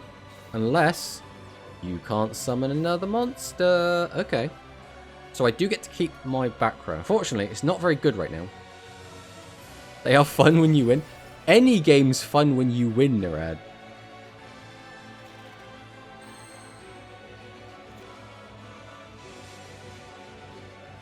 Is this good? Not really.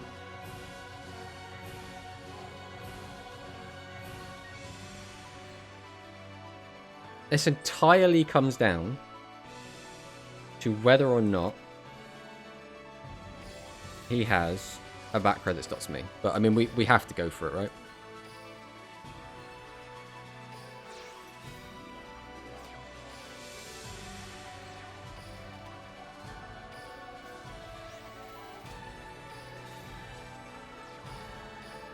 The card we want to bring back is going to be the Dragia, so we can't even preemptively use Monster Reincarnation. The fact he has any delay at all means it's something that stops me, right? It's going to be the barrier or widespread. And again, that's fine. Like, it sucks that these guys are now in attack mode, but the widespread is gone. So that is something. Another turn 1 widespread, by the way. Got to keep track of them. There's got to be some statistic in there.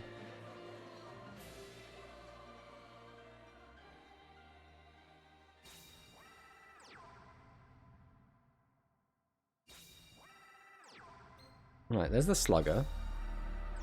So are we just going to boost these to get the pop off Dragonic Slayer, or are we going to tribute the Slugger? Okay, so we are going to get the pop. What's it going to pop? I kind of want to keep both of these. So whichever one I lose sucks. Okay, we lose the barrier. Which is fine. The barrier doesn't do anything here. We do take a chunk. But it's also... Again, it's all fine. We have the reincarnation. We have the seahorse.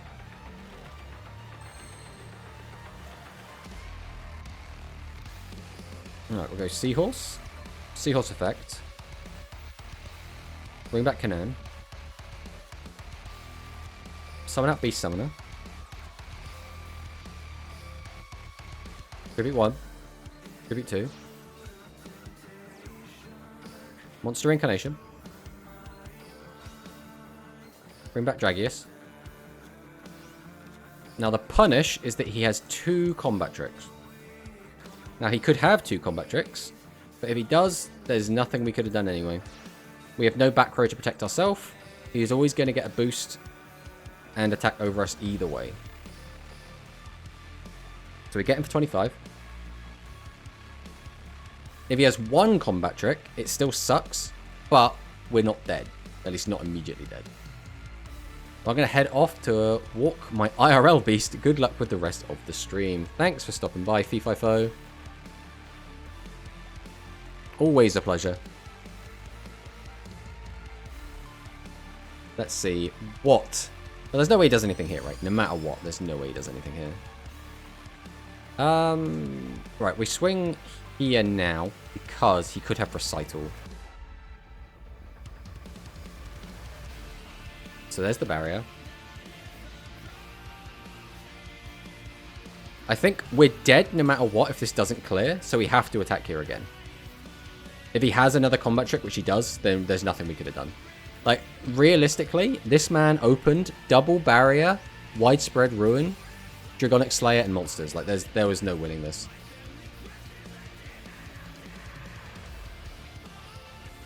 I mean, yeah, he literally, like, opened the God Hand. There was no winning that. But, what we do want to do now is try out Red Eye's gears. And again, I'm not 100% this deck gonna do anything interesting, but I want to try it out. Because in my mind, I'm like, if we can just keep using Red Eye's effect, we do manage to keep weakening guys. That does all add up. Alternatively, we could try taking out the Lyogans if this doesn't go too well early and swap them out for, again, just like Dragius. Because again, well, it can't be Dragius, really. We'd really want to use level 8s.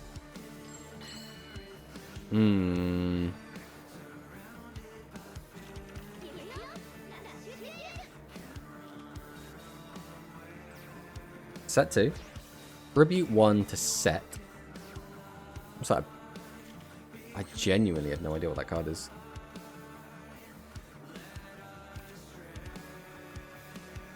Right, we're going to summon.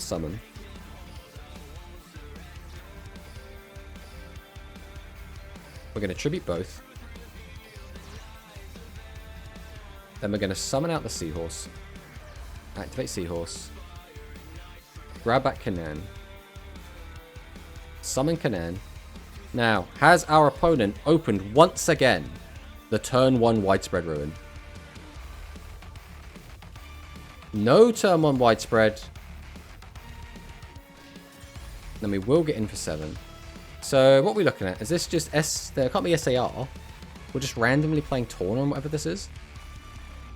It can't be Tempest Drive. Can't be SAR. What on earth are we playing against?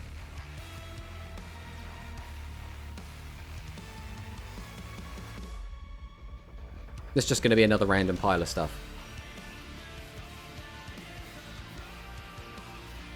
Okay.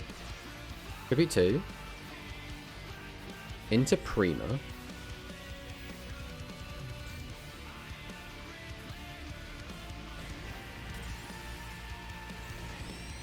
I mean, it's a lot of damage. It's not the end of the world. That, on the other hand, is pretty rough.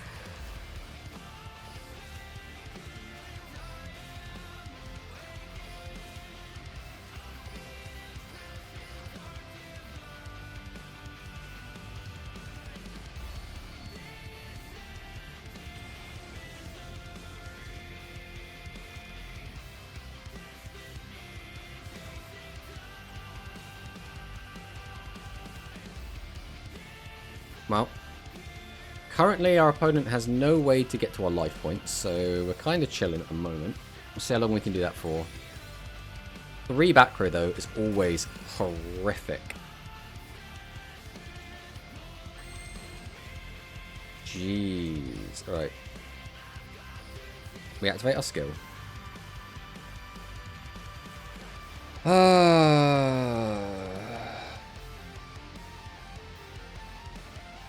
There is no way we can use Lie again this turn, so there's no reason to have it. So we'll grab this.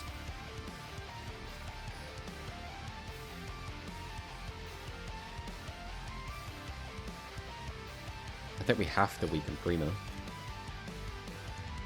Because we can't even attack with this turn. We'll activate the effect.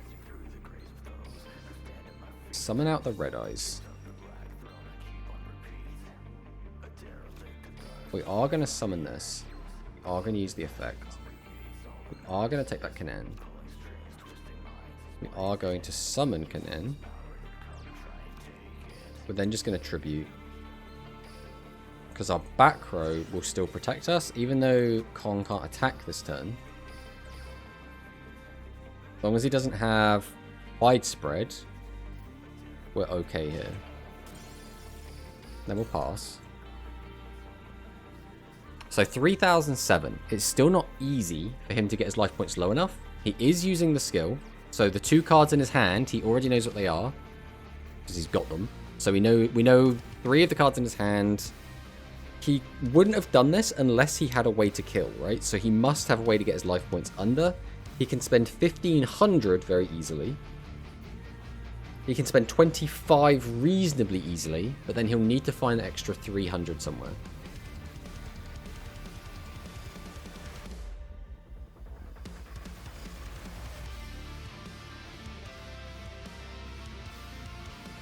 Let's see what he's got.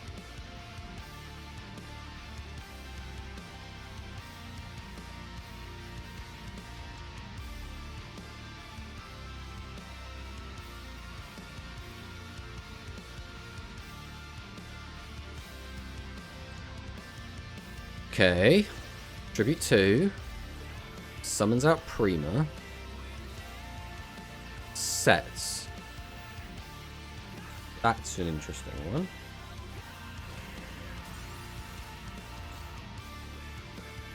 Doing that does nothing, so there's no reason to do that.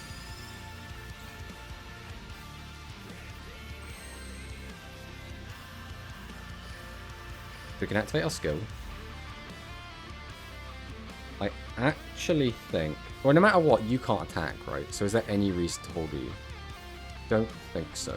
We'll put you back. We'll add you. We're going to reduce you down again. We'll summon. Activate the effect. Bring out the Red Eyes. We could have popped the back row, but he hasn't been using any of it, so I don't think it matters too much. I think here we just set a couple of cards. We'll go to battle, and we will just swing over this.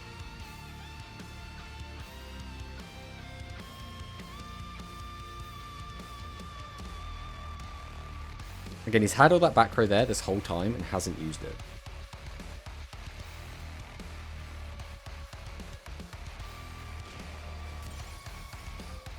Alright, so now he can summon out Roman Pick, pay the 5, put that back in his hand, tribute 2, summon it out, pay 1000, which does put him low enough to do what he wants to do. What? Throwing? Is he actually throwing? Like, you had such a fantastic play lined up. Why are you throwing?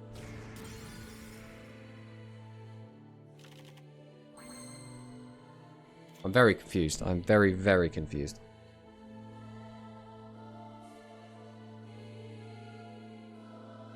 Yeah, it's only a 2, which kind of sucks. I have to get rid of 2 level.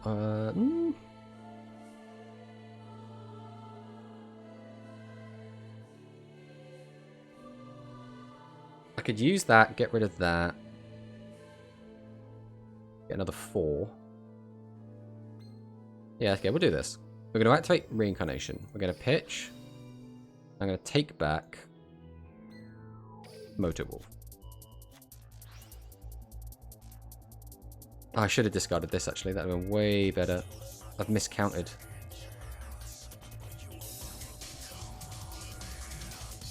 I mean, it's fine. We can just get it out of our hand at the very least.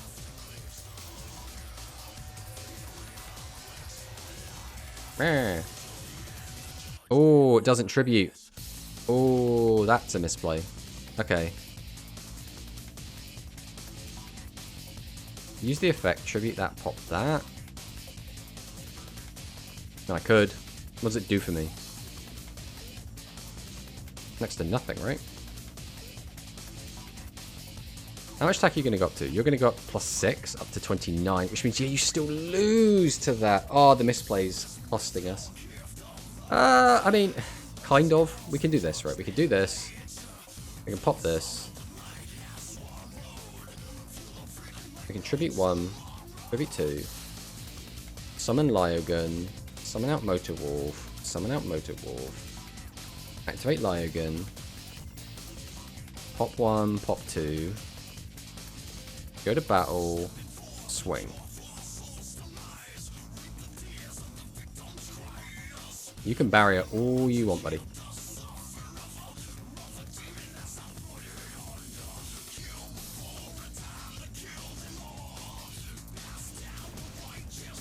And then we pass.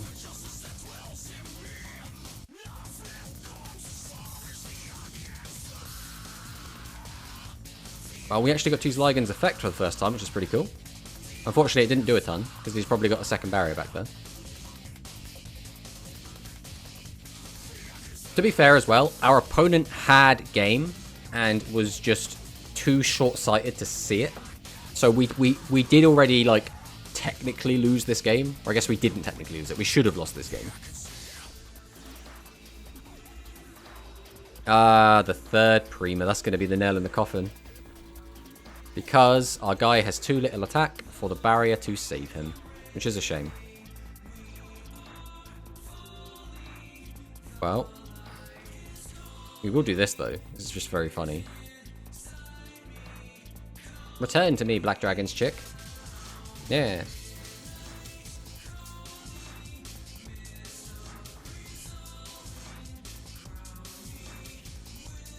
If he ends his turn, I am gonna flip. There we go. We'll use the barrier. We'll show him that we had it. Pop this back. This is the main issue. What? What are you doing?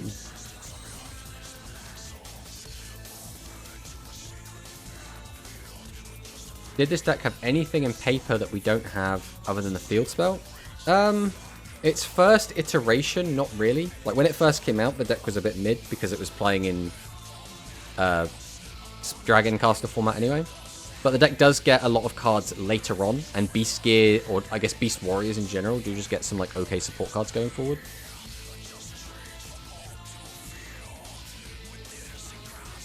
Alright, we'll drop a Ghost Cyclone.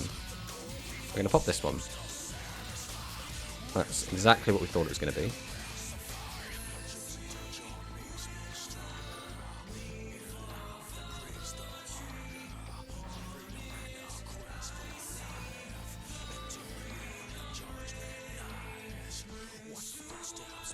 If we had drawn a Black Dragon's chick, we would have just won the game here.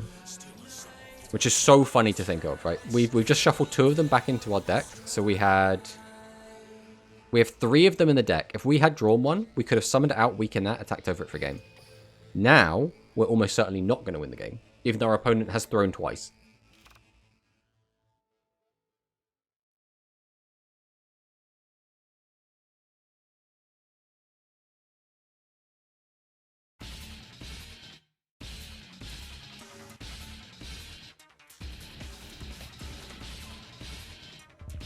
Can't use Roman Pick effect.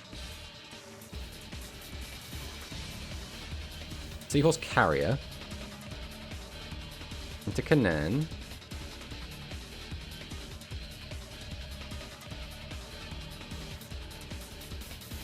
The second was the unthrow.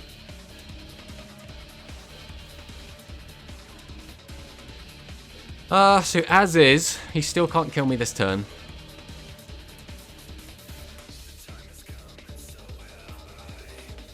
Am I gonna win?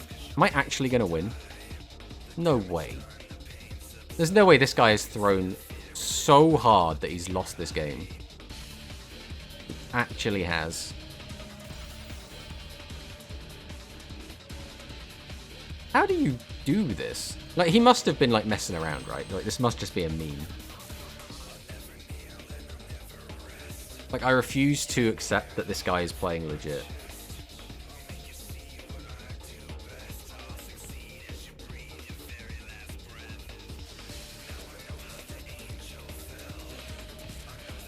Waiting for a response, waiting for a response, waiting for a response, waiting for a response. There we go, that was the alt F4. I mean, yeah, we'll take it. I mean, that game was a complete and total shit show, but we won in the end, I guess. Looking at our list, and I'm like, is there anything else we can actually change in here? I think...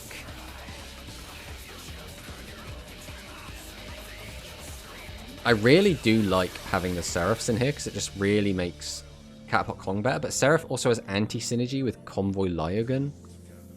Reducing the attack didn't seem to matter as well, because again, the Red Eyes skill, again, anti-synergy with Catapult KoG. Just level 7s don't work very well with the skill. Trike Fox and Beast Summoner are only good for getting out Catapult KoG.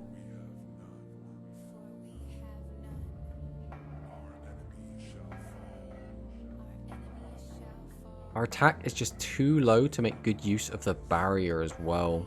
But then, like, there aren't any other good back row for us. And the barrier is really good into 1500s. It's just really bad into everything else.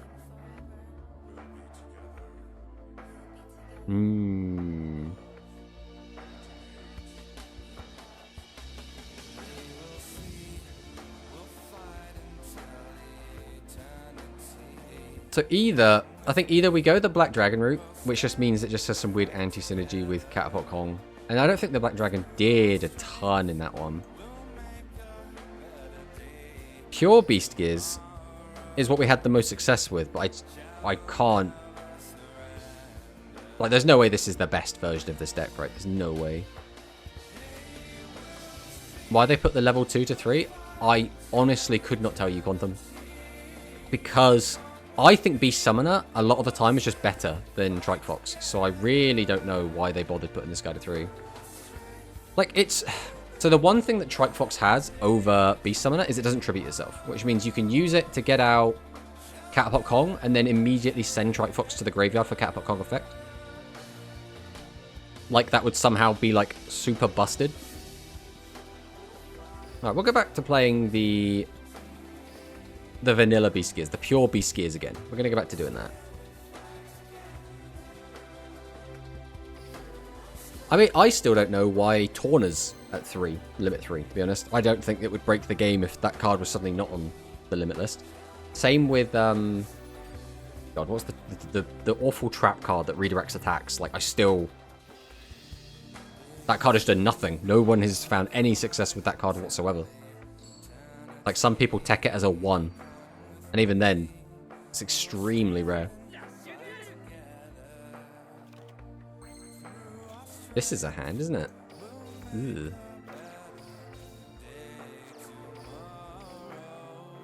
Time to tribute set out a KoG. And then we'll pass.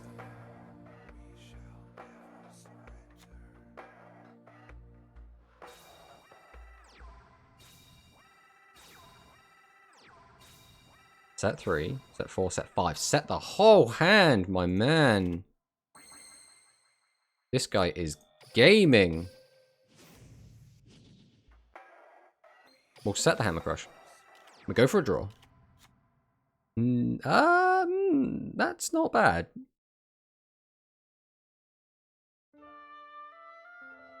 Nah, that's actually pretty bad, isn't it? I could use you. Flip, sack that, pop. Right, this is the play. Right, are you ready for the biggest play that you'll ever see?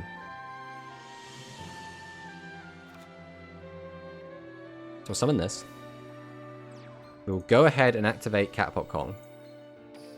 We're going to get rid of both of these. And we're going to pop this and this.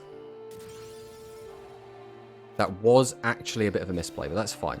We completely did not sequence our events properly there. But you know what? That just makes things more exciting. Contribute to this. I don't think we're going to bother using anything else. We're going to attack into a widespread ruin.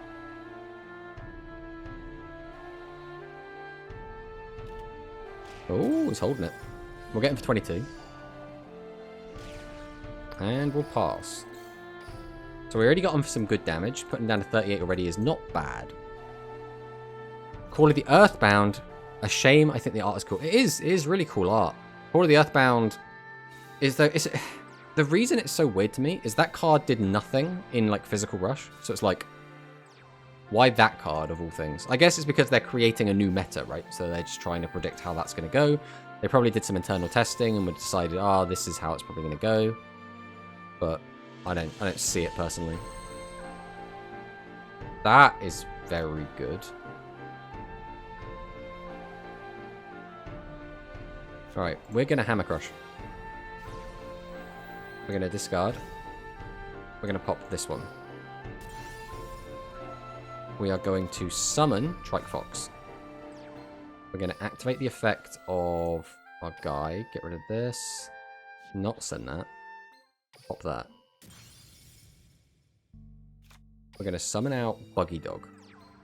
We're going to activate the effect. We're going to pop Buggy Dog. We're not going to pop that. Get rid of his defense monster. We're going to summon. We're going to go to battle. We're going to swing. Come on, we just need this to connect. If this connects... Oh, why? We missed. We would have won the game on the spot. But he had a 14 in the middle. We popped 2 cards and we missed it. We got the 33 when the 66 was in our favor. Feels bad. I really wanted to get the win right there. That would have been so good. Unfortunately, we did also discard our barrier, which means if our opponent does summon out a Slayer, we are in a very, very bad situation. The punish. That is the best possible card. I think that is literally the best combination of cards you could have got, because this now outs both of our big monsters and outs our back row. That is absolutely catastrophic. Our opponent has drawn exactly what they needed to find. I think they also want to avoid sameness with the Limit 3 list, but Dragius is just too good. Yeah, Limit 3 is, in my opinion, just the please do not play these cards with Dragius list. That is all it is. How do I win here?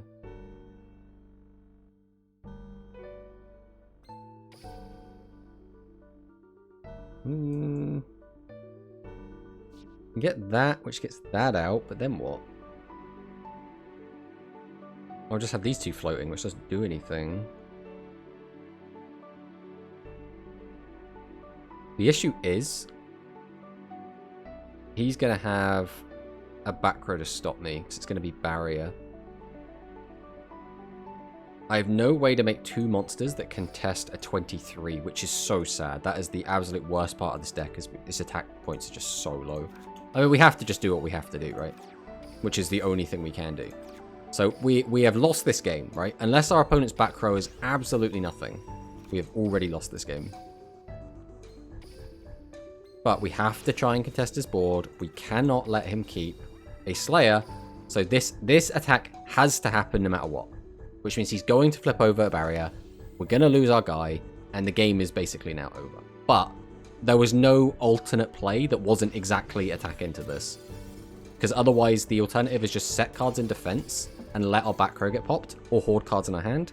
Both of which are completely garbage and just lose us the game. At least this way we've gotten him to use his card. He shouldn't be able to kill us right now. Unless he gets very lucky. I mean, I guess he could just get lucky. If he finds like Dragius off the top and gets absolutely everything he needs, then I guess we could die here. But most people aren't even playing Dragius at the moment in these lists. Oh, and he's found the reincarnation, which means he can take back his double attacker. Yeah. So is this just death? Pops that, goes up, 3,000 plus 600 is... I mean, we're not dead. That's something. Try Drago for the draw. Has he used widespread yet? But he hasn't. No, of course he hasn't. So if that's widespread, we are just completely screwed no matter what. But if he doesn't have widespread, we could be in an okay spot. We've already used both of our Hammer Crush, so we don't have that to rely on. So if he's got widespread, we're just dead. There's nothing we can do about it. I guess there is a slim chance, but basically widespread means death. The only other chance we'd have would be if we... In fact, no, all of our Catapult Kongs are in the graveyard. Why would you do this? Yeah, all of our Catapult Kongs are in the graveyard. So now there is absolutely nothing we could do to come back into this. Our opponent is really trying to throw, but has not quite managed it.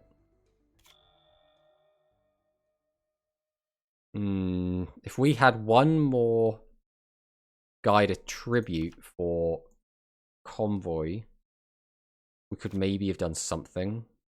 The issue here is I need to set this. I think I need to set at least one of these carriers because I need to keep these two in hand. But I need to be able to freely summon this and then have two more cards in hand as well. So I think we have to set that and then pass. Which is not great. But if he doesn't kill us, our win con is get out Lyogun, get enough stuff to use his effect, use the effect, and our opponent just doesn't have widespread. So already it is almost impossible, but we are going to do what we can. And again, I want to point out, we would have won this game if we didn't lose the 66% in our favor toss-up on Pop and his defense monsters. But yeah, in a grind game, there's no way we beat Dragonic Resonance. Like, this is a tier 1 deck. We're playing like a rogue deck at best, I think.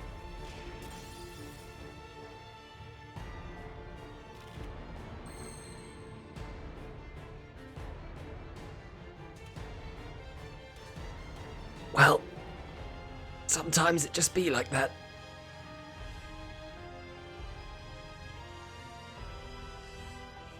Sometimes the bricks just keep on bricking.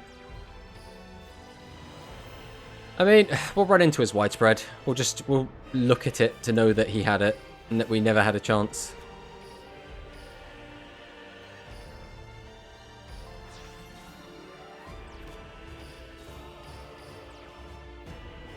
Go on, show me. Show me the widespread. If it was one of these two, he's had it for ages. If it's this one, he's only just got it.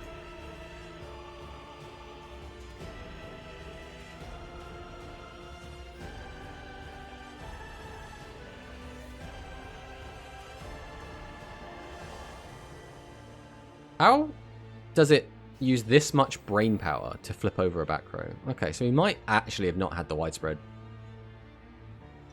Even if we had got our combo off, it would probably not have killed through multiple copies of the barrier. What would it have done? It would have -4 down to 27, which would have done 400, and then another one crashes anyway.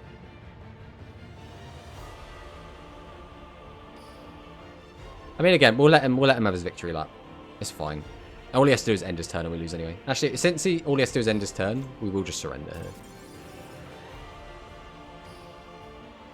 If he had to actually attack us, we would have seen what happened, but all he had to do was hit end turn and we lose. Right, let's go again. I think it's fair to say this deck is pretty garbo. I think Beast Gear as is not feasible. I think this is probably still better than like Tempest Drive, right? But I do not think this is going to even be like a tier 3 deck. Like, it can do stuff, and when it does that stuff, it can look really nice, but...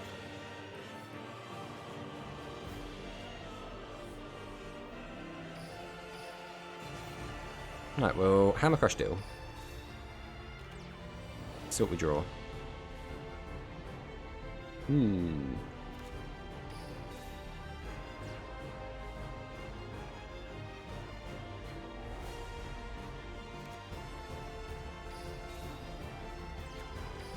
Kinda want to just empty the whole hand, so I think I am just going to empty the whole hand.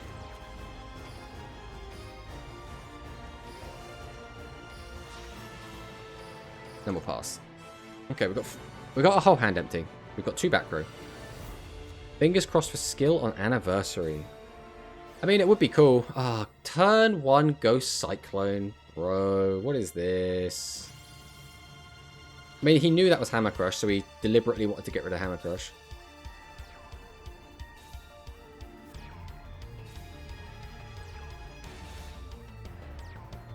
Okay, set 4.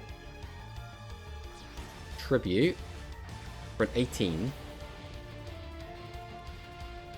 I mean, I guess we probably barrier just to keep our guy up. Oh, no, we'll let that one go.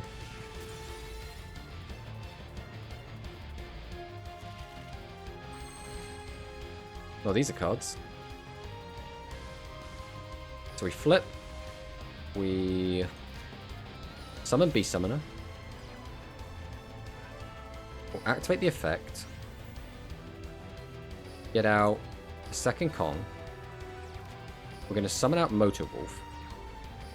Activate the effect of KoG. Pop the defense. Summon out Kanan. Tribute Kanan. Summon out Skull. Go to battle. Right, we will attack with Skull first. He's probably going to have the widespread anyway. Because everyone always opens widespread. That's just the way it goes.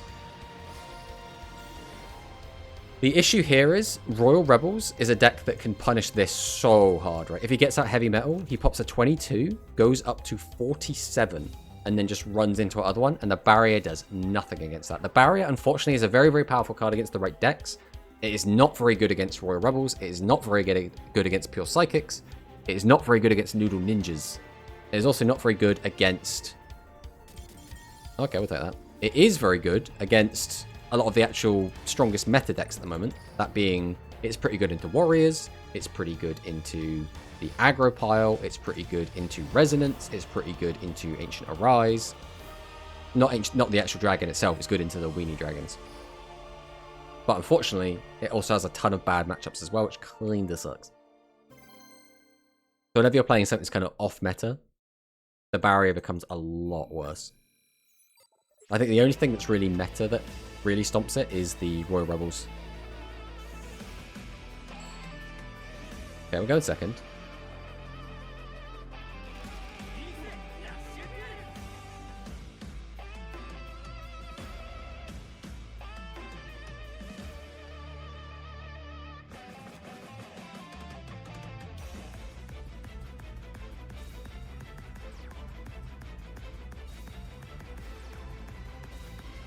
So this is probably Resonance, but this could still be anything. 5 cards set turn 1, so he's basically opened the god. I think the only way to make this better would be maybe if there was a third monster. But I have no way to punish anyway, so it doesn't really matter. I mean, again, we have to go for it, right? We can't not. But he's probably just going to have the turn 1 widespread. Let's see. No widespread. Okay. We're gaming now. So probably barrier then. My guess would be barrier. Let's see what he's got. Let's see what he does now. I doubt he has Recital. Let's put it that way. Ghost Cyclone again. I don't know why suddenly a lot of people are on Ghost Cyclone. Like, I get it. You don't really want to play Hammer Crush unless you're on Hammer Crush deal because it's too expensive for costs. Hammer Crush here would have been really nice. Bringing that back does nothing. I can't really just slap down Summoner, can I? I can't threaten lethal with it either way. I could summon out Summoner, Tribute 2, and still not threaten lethal. I think that's probably the play, though. Just because I cannot just have these sitting in my hand forever.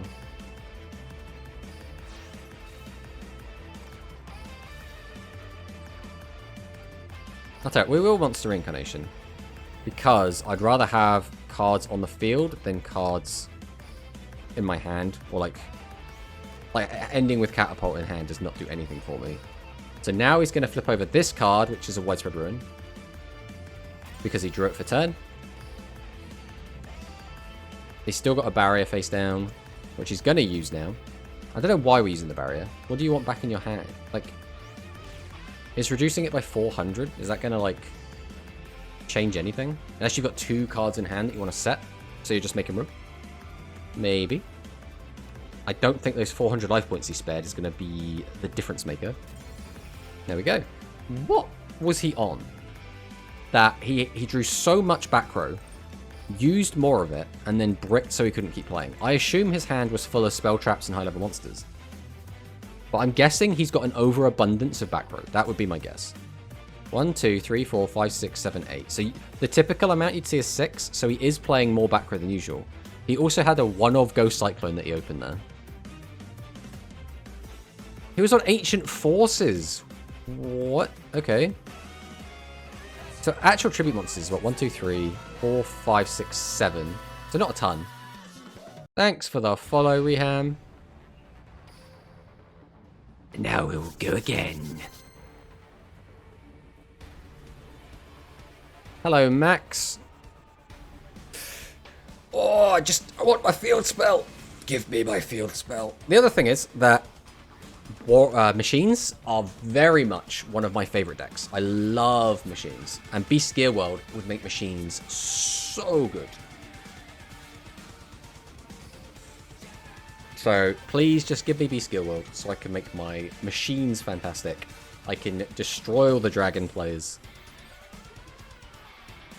It shouldn't be too long till we get that new machine structure deck anyway, which I'm very much looking forward to. Ace Breaker is such a cool card. Like, mechanically, its cost is a little bit heavy, but its effect is decent, and it looks so cool. Plus, it has really good attack points, decent defense points as well. I think it's 16, which means it gets around Ancient Arise.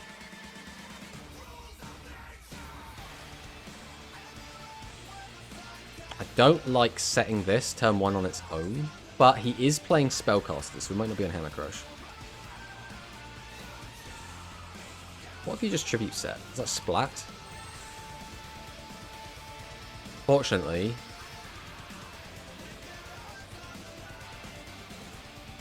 I'd really like to use the effect, but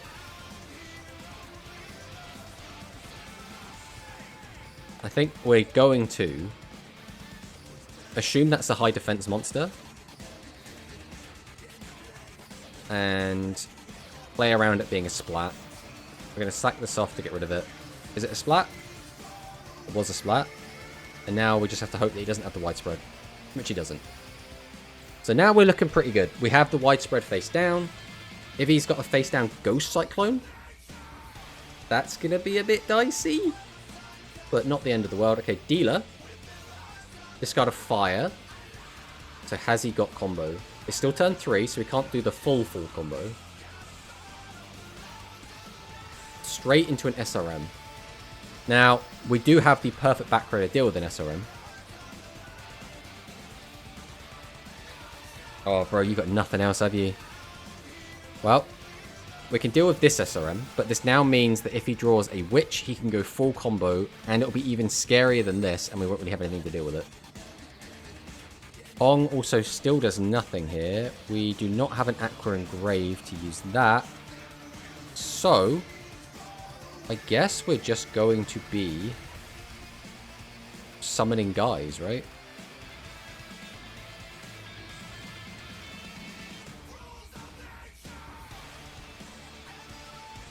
I guess that's the one I should have kept. I guess it doesn't really matter.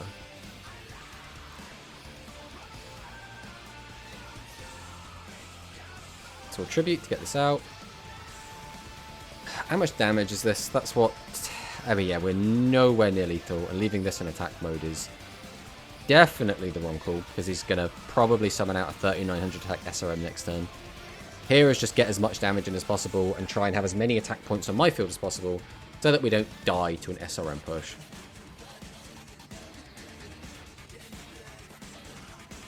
Okay, straight in there with the Thunder. Tribute for SRM or SRW. SAR effect. Discard a card, or I guess we're going to switch a card. Grabs out the second SRM. Activate the effect. Discard another card from hand. Summon out the SRM. Then probably Recovery Force that's face down. After we've used this effect, obviously, so we want him to get the way to 39. Straight to battle. Okay. So I'm going to have my field ripped apart. Which is kind of fine. Like, it's not really great for us, but... like, what else can we do here, right? This isn't the hardest field to break, we just need to draw into the right cards. I mean, it could have been worse, I guess. So we'll set... If this was another normal summonable monster, this would be such a good hand. Like, we would just win on the spot. But, unfortunately, Catapult Kong had other plans. So tribute to get him out. We'll set. We'll go to battle. We'll attack over the SRM. And then we'll pass. So now, he'll use Recovery Force and put 2 SRMs back in the deck. That's the play. SRM, SRM, SRW, all back into deck. Draw a card. I'm calling it. That's what this is. It's got to be. Doesn't even need it. Okay, he can't search, so he's got already have the SRM in hand. Which he has. Okay. Is that just lethal then? 16 into the defense. 39 into here is 18. Yeah, that's just game. I mean, unfortunately, the barrier is not enough. I needed another monster. If it wasn't for Catapult Kong, if we had just drawn any other normal summon, we could have gone summon, summon, summon, sacrifice 2 Beast Gears to boost us up to 31. 31, 31, 31. That would have been 16 on one. It would have been 15 on another. And then we would have won the game on the last. I mean, we might as well do this just to spin plates. Aha. Why are you attacking with that? Why are you... oh, because you're piercing. That's why. That's why you did that. Oh, I thought he was throwing. I thought he was throwing. I was about to get tilted from my opponent's misplay. Oh. Oh, I can't handle my opponent misplaying. Show list? Yeah, we can show the list if you want. I mean, the list ain't great. Not going to lie. But I think it's probably one of the best... oh, that's the wrong one. I think it's probably the best we can do with the cards we've got. We were playing... a Red Eyes variant, but Red Eyes has a lot of anti-synergy. And the other build that we were playing, which I think is a little bit better, is the aggro variant, which is this one. And basically the way it's better is it has Dragius in it. That's basically it. But Seraph of Darkness is also a pretty good card in this deck. It's just, it's hard to fit it in when we're also including all the rest of the bits and bobs. Hey, I see. We were just playing some Beast Gears. I don't know why I clicked on this deck. I kind of want to... how Beast Gears going? Beast Gears... oh, we've had some really good games, to be fair. We have had some really surprising wins. We even got a 4-win streak at one point, which is better than we were thinking. But Beast Gears are basically pretty garbage. There's not a ton of redeeming qualities going around in here, unfortunately.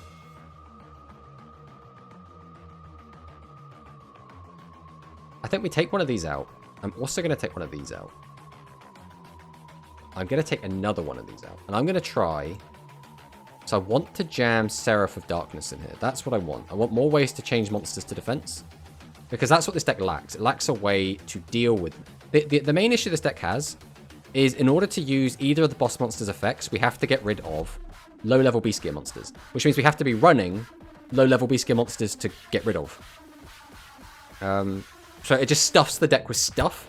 And if the deck is stuffed with too much stuff, we can't fit like the Aqua package, we can't fit the Beast engine, we can't fit Seraph of Darkness, we can't fit just all this other stuff we want to be playing. I almost think we don't even bother with the barrier. The barrier is really good when it works, but it just feels like very rarely is actually doing anything. You think we will get the field spell soon? I hope so. So, they could either release the field spell as a skill, if they really don't want machines and fiends playing it, which I think would probably be the best way to handle it. The alternative is that they put it at limit 3, so that you can't play it with... Because realistically, Ace Breaker is going to be limit 3 when it comes out, I reckon. So you wouldn't be able to play it in that, and you wouldn't be able to play it alongside Heavy Metal, because he's also limit 3. But Trike Fox is limit 3, so you wouldn't even be able to play it in Beast Gear.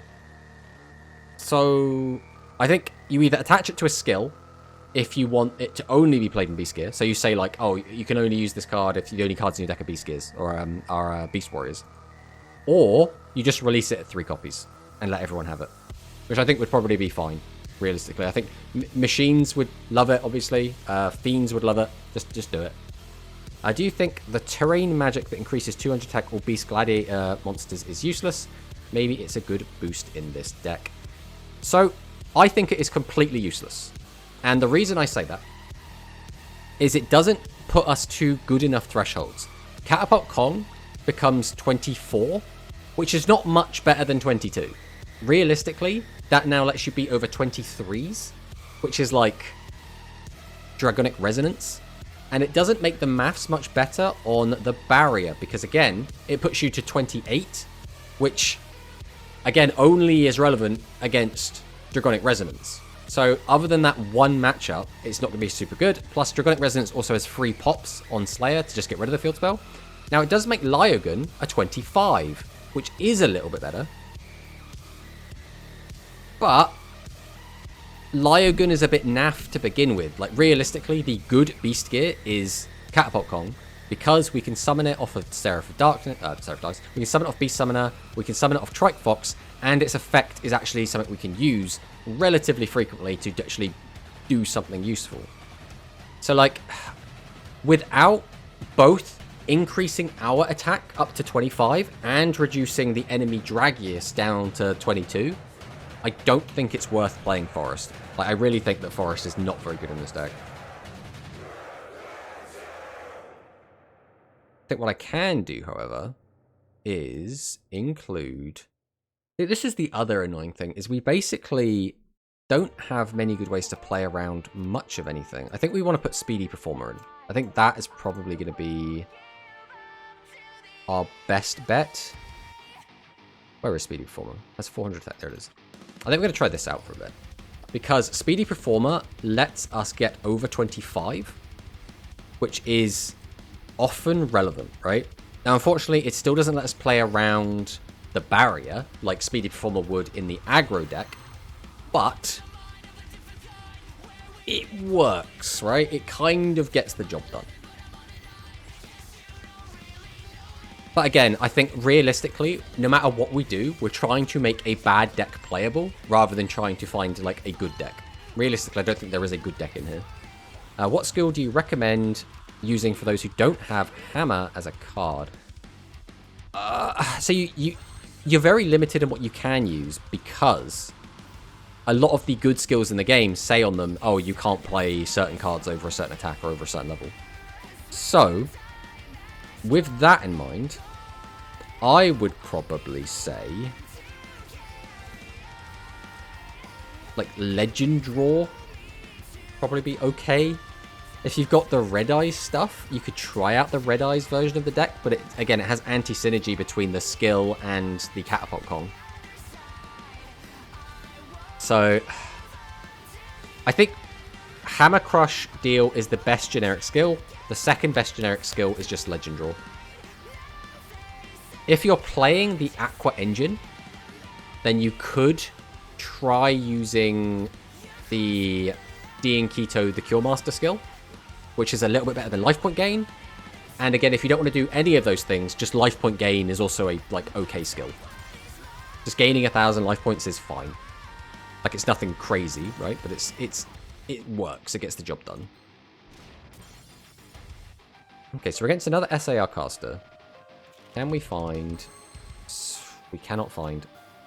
The issue here is we're just going to get completely bullied by this guy that can change our guys to attack mode, and we have nothing that outs it. We have one thing that outs it, but it's super crap. And it means getting bullied again for another turn anyway, so is it even worth it?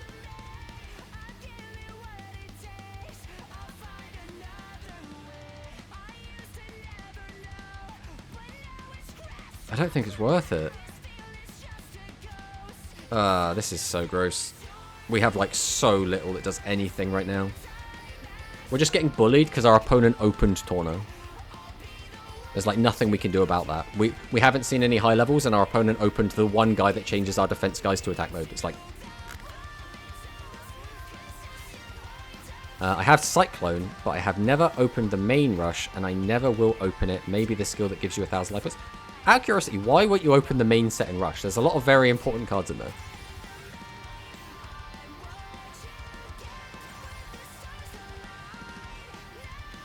Like, the format of rush is basically entirely walked around Dragius.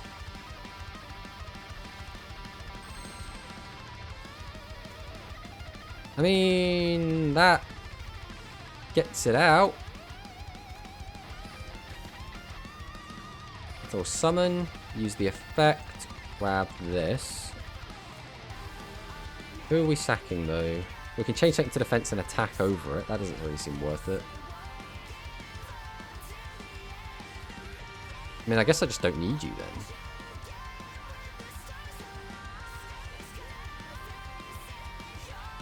No, I do need you to attack over that. Okay. We'll summon. Tribute 2. Summon. Activate the effect. Change this.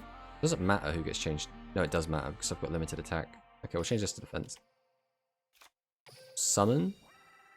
Set. Go to battle. We have to swing over this to get rid of it. Swing over this. We'll swing over this. And then we will pass. So I have 0 gems. I spent everything on mini rush for heavy metal and yesterday on main. And speed. See, that's the issue, is trying to play speed and rush on one account is so hard. Like, you're always hurting for gems, no matter... If you're playing just one of them, you're hurting for gems, let alone trying to play both. It's so rough. So I do definitely feel for you. I try to do the same on this account. This is both my speed and my rush account. I've got a couple of spare accounts, but they're both primarily focused on rush right now. So I kind of want to have a speed account, just because speed is really fun right now. Like, rush is fine, right? Right now... is this Kirby music. This is Zelda music, specifically. This is the Lost Woods theme from Ocarina of Time. But, like, in my mind, Rush is fine, right? It's not in a good place right now, but it's in a fine place. The game is a lot better than it was, like, back in the very first format. I think we need another couple of sets before I'm going to be, like, really happy with Rush as a format. But... speed is so much fun to watch right now. It is unbelievably fun to watch. I am absolutely loving speed. Alright, we cannot deal with that, sir. Get out of here. Unfortunately, we don't actually have a way to out this. We need to draw into one. Actually, we do have a way, because we have reincarnation. Oh. Nah, there's nothing, like, really crazy we can do off this. We will tribute, summon. Then we'll summon, summon. I think we do just go battle here. We'll just swing over. Get him for 14. Get him for 14. Pass.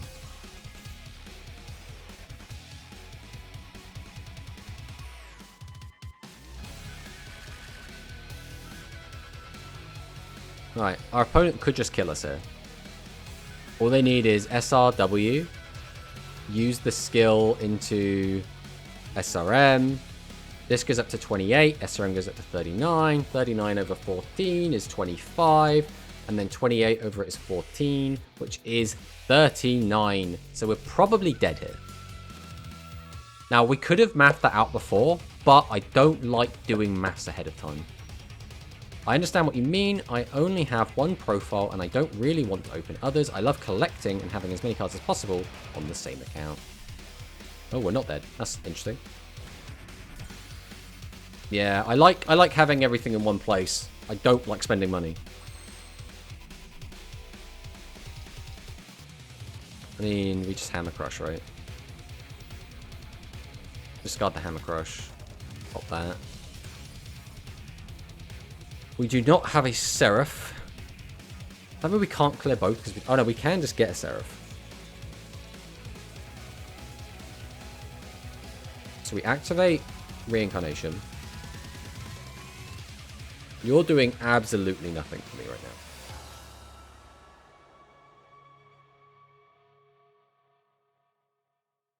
Take back Seraph.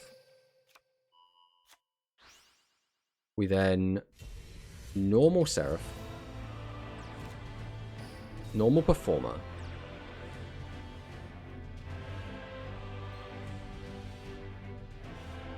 Activate Performer. Boost Seraph. Tribute 1. Tribute 2. Activate Seraph. Change this to defense. Normal summon. Activate the effect. Pop Dark Magician. Go to battle. Swing over with KoG. Swing direct for 14. That's all it takes, baby. Thanks for the advice. I will try to play this deck with the Legend Draw skill. Yeah, I mean, obviously, you should have all the legends, right? You should have Summon Skull, which is probably the best one to use. If you've got the Seraph of Darkness, it's quite good because it does change them to defense to work with the Beast Gear Catapult KoG. I mean, as you saw there, we managed to win that game entirely off the back of Seraph of Darkness. Able to toolbox the graveyard using our monster reincarnation.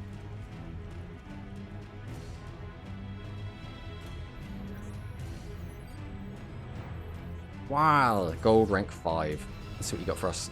A Roman. Is this a real Roman or is it a fake Roman? I mean, we're a fake rower right now, but to be fair, we can't play as Yosh, otherwise we would be playing as Yosh. Alright. We will go ahead and Hammer Crush deal. Please be a spell trap. Or I guess anything doesn't really make much difference at this point. It will set, and I think we probably set Beast Summoner here. Then we'll pass. We'll just maintain Trike, which is fine. Trike is better if everything gets set up correctly. It looks like we are against a real Roman. Tribute for Berry Bassist? Oh no. Ooh, Romican Roller. Didn't realize people actually played this card.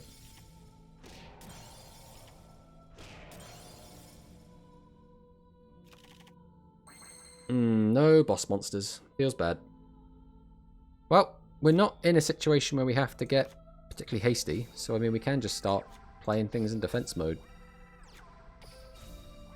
Like, there's no pressure being applied right now. These two cards are really good if we can draw a couple of high levels.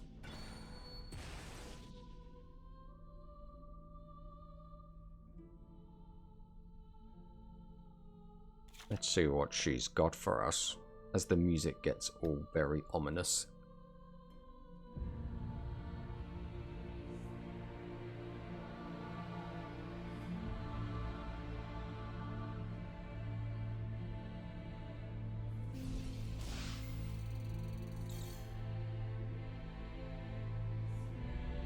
Well, she's getting her life points nice and low. Elden Ring vibes. I mean, yeah, this is literally the final battle from Elden Ring. Well, you're only 1,000 lower, so you cannot use the burn effect just yet. More back row is a little bit scary.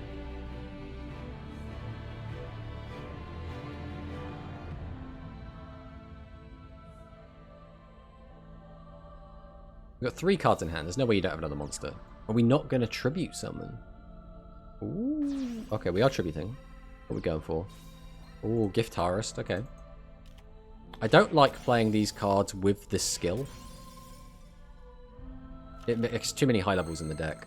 Okay, so we can definitely do stuff with this. Question is, how do we want to approach this? We do that first, use the effects, then do that. That's probably for the best. So we'll summon, activate the effect of Trike. We'll summon out KoG. We will then activate KoG. We'll send this to pop this. Then I'm going to summon, activate the effect of Carrier to get back Kanan. Then I'm going to tribute both of these.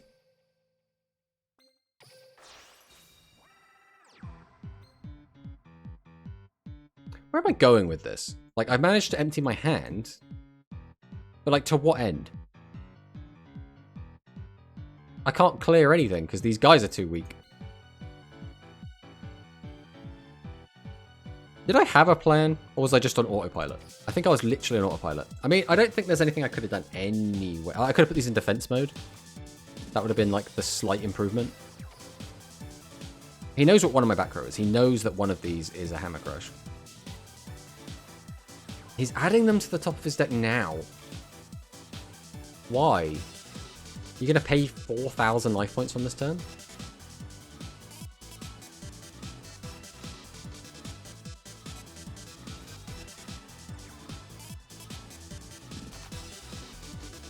Roman pick pays the 500. He did just lose the trap card, which would be quite nice. And he didn't hit a psychic as well, so he doesn't actually get the Roman pick effect. That's very funny.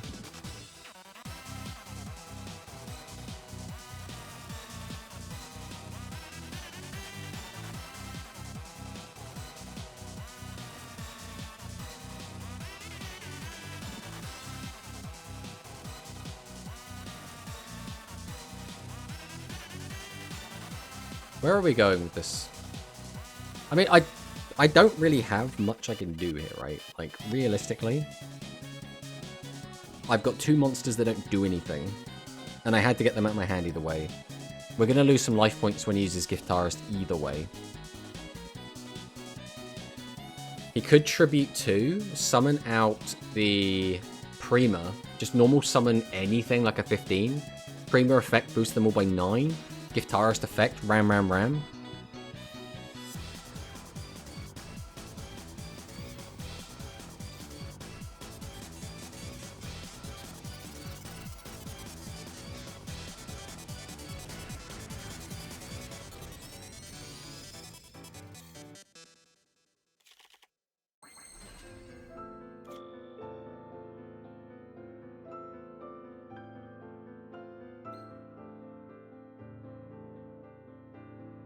We just go on the defensive. I think I kind of want to.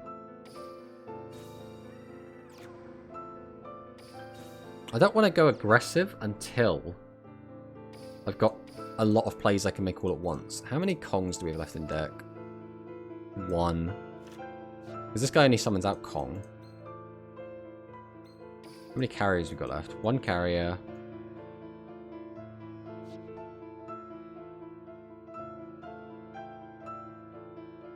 Playing Beast Gears without the field spell is like you want to suffer. I need to...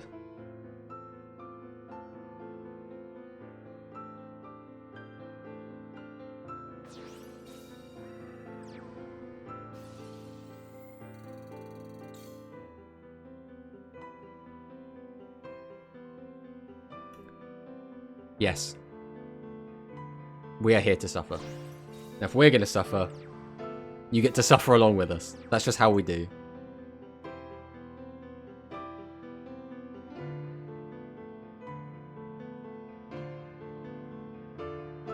as we slowly get beaten to death by psychics with an attack mode Howling Bird. Thanks for the follow, Fan Luna. Stardom Light. I'll make your suffering a little better. Always appreciate it. Okay, well, see, now the problem is you're gaining life points, where your deck wants to lose life points.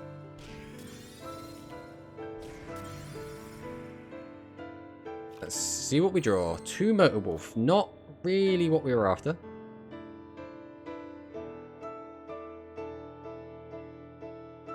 Without popping 2, I don't think it's worth doing anything. So I think we do just stay on the defensive.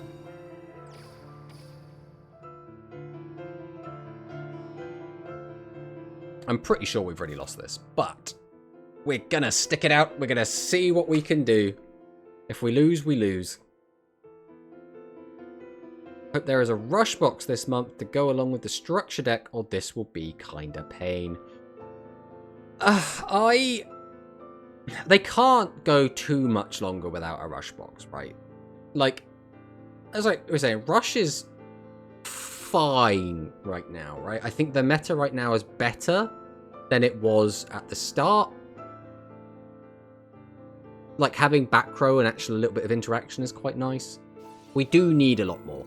Like, we need more stuff. Oh, paying 2,000 to put ourselves down to 14. Have you got another way to pay? You need to lose another 500. Reincarnation. We're going to bring back another one. Is this it? Is this it? Has she found it? I hope not, because I have no gems. That is always the duality of Mandragson. I want cards, but I have no gems. What am I? Yo, Tomato.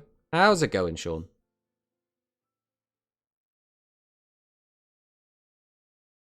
Yeah, we've got a bit of a full house.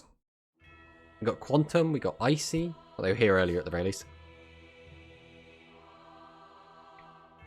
Look at just everyone's here. It's really nice as well that there is like such a just nice community of people on Twitch that all kind of revolve around Duel Links. There's me off in my own little rush corner.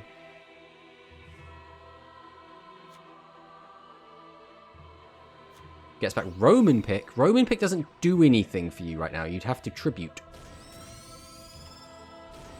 Schmack, schmack. Schmack.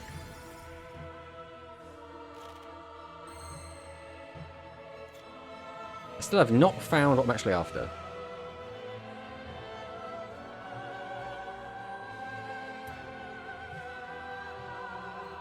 What do I do here? Like, what is the play? I've kind of just sat here waiting to get multiple ways to deal with his threats, and we haven't found any.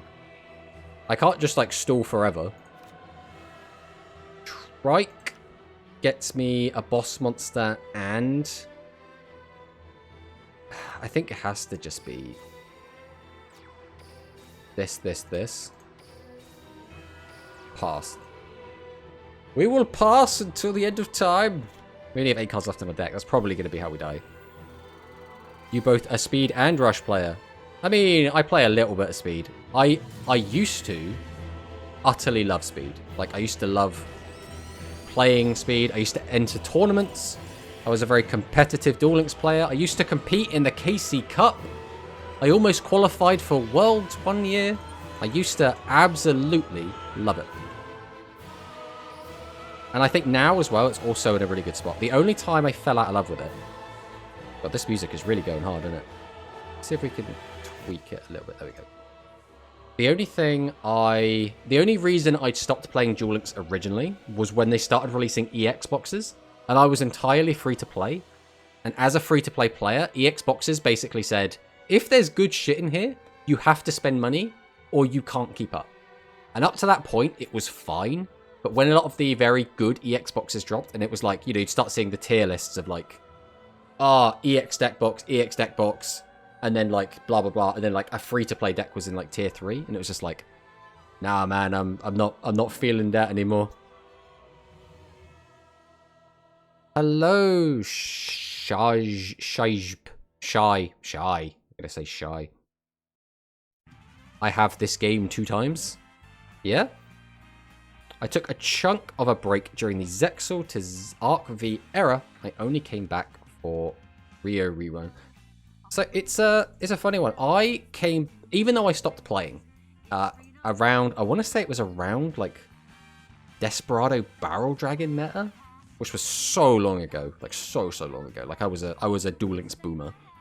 I always came back for every new release. Like every time a new world got released, I'd always come back for like two weeks to a month and just like jam some games, play with a new mechanic. It was really fun playing just like all of the new stuff, like playing with the XE stuff.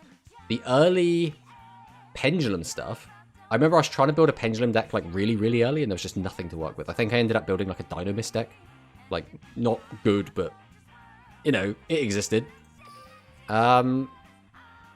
Links, I can't remember what Link deck I tried to build. I think I was trying to build World Legacy, but we ended up just kind of with Orcus stuff. Because, you know, who doesn't love a bit of Orcus, right? Orcus is great. I played very regularly during late Synchro and all throughout XE's era. So I think, I can't even remember what I played in XE's era. Again, I was dipping my toes, right? So we weren't like going all in. What was I playing during XE's era? I don't think I was playing any actual like XE's deck. I was just playing something that wasn't XE's in XE's era. Yes, on PC and mobile, but 2 numbers in this game. Like 2 different accounts. What is this, though? This is the brick to end all bricks. I mean, we might be able to find a way out of it. We'll see what happens. I'm still mad they hit Karakuri right before the XE's launch to push people to buy the new cards. Karakuri is always just such a fun deck as well. Like, should never hit Karakuri.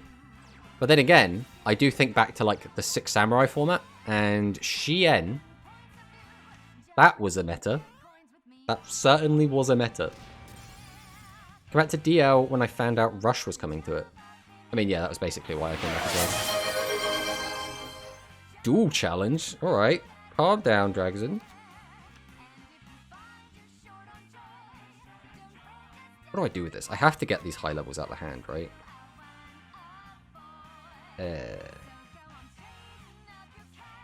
Right, we'll set. I think we do this. I think I do just need to get this out of my hand so I can actually play the video game. That is the plan. And then we're going to run head first into Widespread Ruin. Let's go. Come on, flip it over.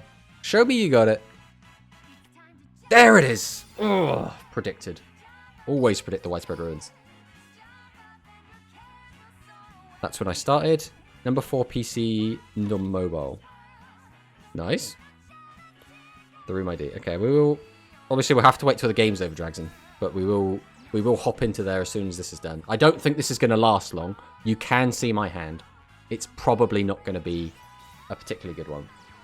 Let's put our overlay back on to hide that. Put a nice little tomato face up there. Ow.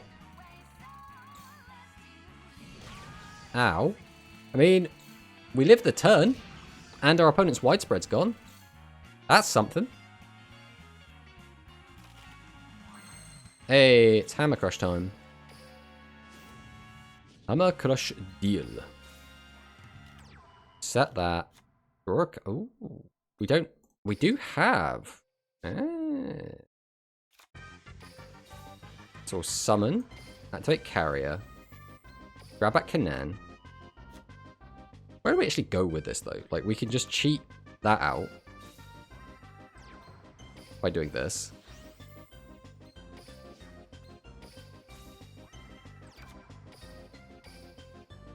Attribute this for this.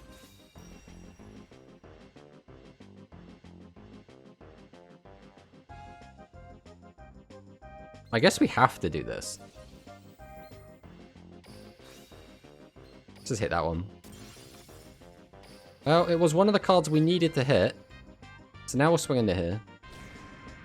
Nothing, you say? Oh, he has got something for this one, though.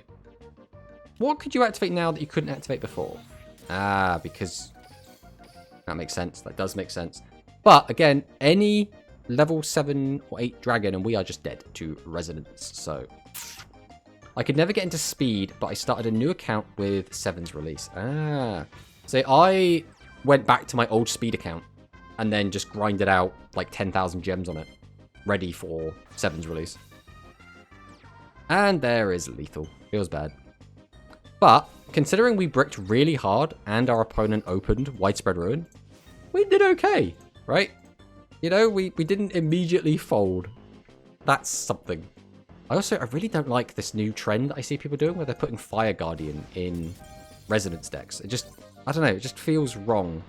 Like, you'd only do it to play around, not to play around stuff. You do it if you don't want to play Gravity Press, right? And I'm just like, Gravity Press is just so much better against so many different matchups. Which one was this? Yeah, we'll save that one.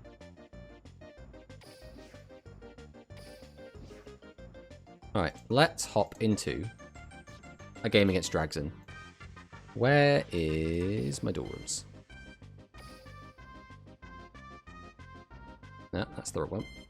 Why did it copy that of all things? Copy.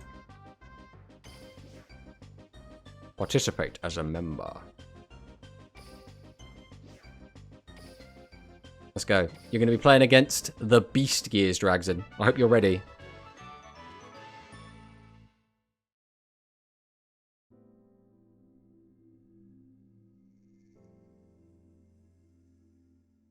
Yeah, I have just always loved all things Yu-Gi-Oh, right?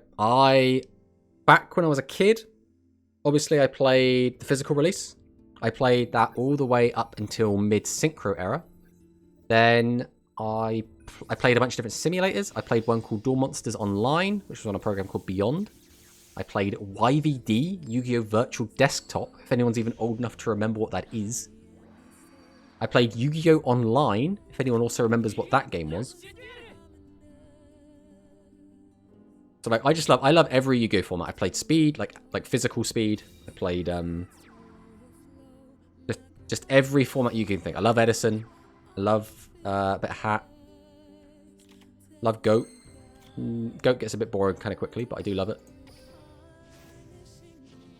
Go Hammer Crush. We will set it. We will draw. That's the worst draw in the deck. I guess we will fire off Hammer Crush then, because there's no reason to sit on this. Pop. So we'll set.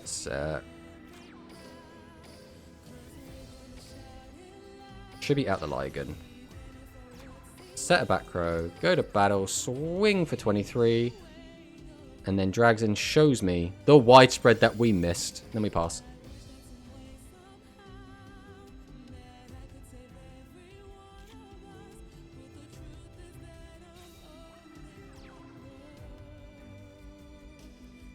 I was hoping the emotes I put in were going to be done today, but unfortunately, they're not allowed. No, there is a Summon Skull. Well, we'll trade you widespread for widespread. What deck are you on, anyway? Ah, you're on Beast Gears as well, okay. Well, I mean, this is a garbage hand, so we will just throw it all out. Go to battle. Swing in with everything.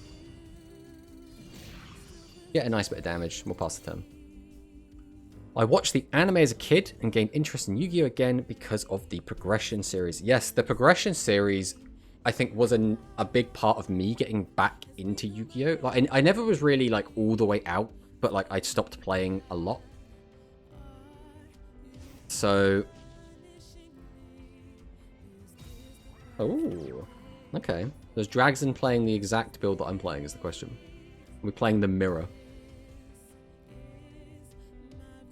But yeah, the Progression series got me back into just really wanting to play Yu-Gi-Oh! Again. I got back into the anime again, which I think at the time was Sevens, which got me into Rush Duels, got me into Speed again.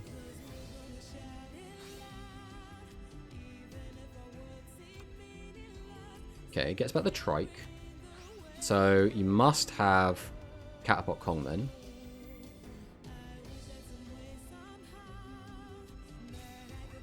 Into Kong.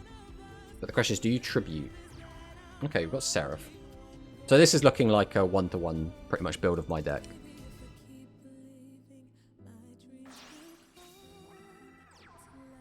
Ah, okay. Oh, we're literally playing the other build that we were playing earlier. The aggro variant.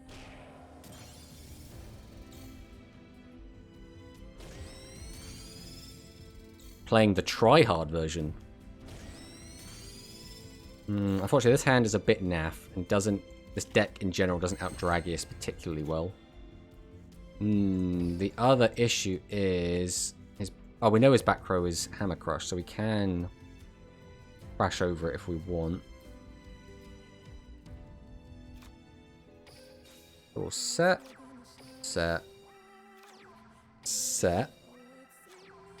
Then tribute for Skull. Go battle, and then I think we just attack over this. And then we pass. As much as it sucks to leave up his Dragius, there's not really much we can do about it. Hello there, Mr. Tomato in chat. Hello, Sakadetsu. Always a pleasure. Ooh, another back row. Ooh, lots of back row. Just fires off the Dragius effect. So it's just going to crash into these. Oh, okay, that doesn't do anything because you've got a light monster out.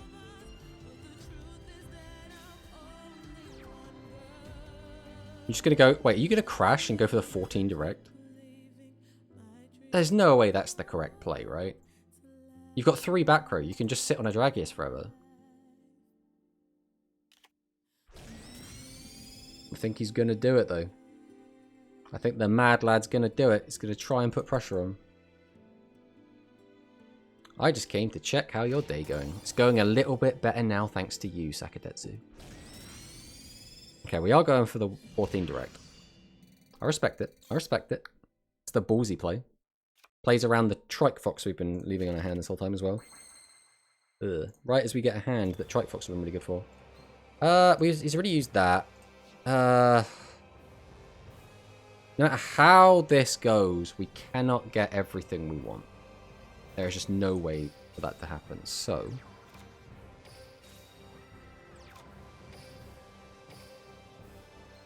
we tribute 2. We then have to just set these. Because even with this, even if this did connect, which it's going to connect, but it's not going to do max damage, it would still leave him alive. So there's no point in doing that. So we just swing. Our only win con would have been... He's going to put Dragius back in the deck to try and increase the odds of drawing it. And then just win the game off that. But yeah, the only win con would have been if we had a Lyogun, which I think we don't even have any left in the deck.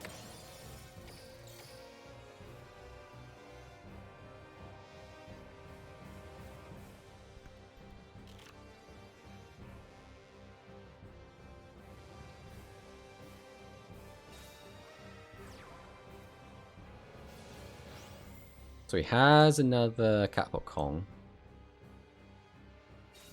I mean, that's just lethal, right? Use the effect, pop one of these, summon, ram, hit, dead. So you just need 2 normals and you've got it. Considering we both bricked, this game actually went on for a little while. I think it just goes to show that this deck is so shit that even in the mirror, like, it keeps up with itself.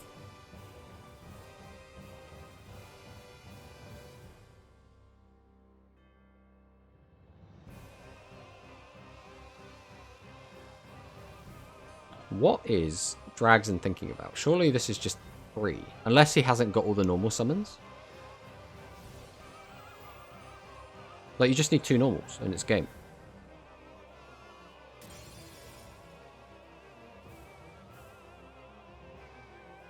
You've got to have 2 normals, right? There's 1. Now you just need 1 more normal summon.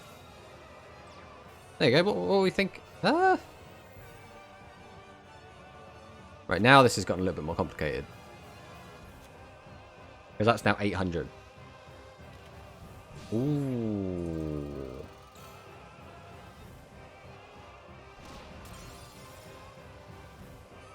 So now we actually have a chance. We need to draw something that's got, like, any tribute monster, and we win. There's a tribute monster. Is there any way to super guarantee the win? I'm trying to think if there's anything he can have. I'm pretty sure there's nothing he could have to stop this. So we will summon. We will activate Carrier. We will grab back Kanan. We will summon. We will tribute 1, tribute 2. Do we have Summon Skull in the grave? We do. Right, we'll do the Summon Skull just to guarantee. Even though I'm pretty sure we've got this either way.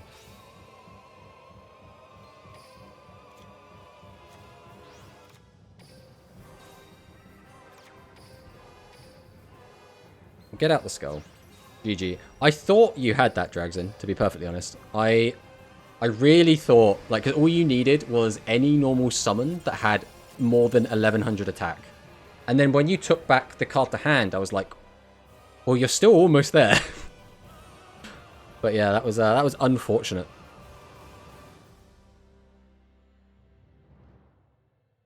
Yeah, Beast Gears are definitely a weird deck. I do not think they're...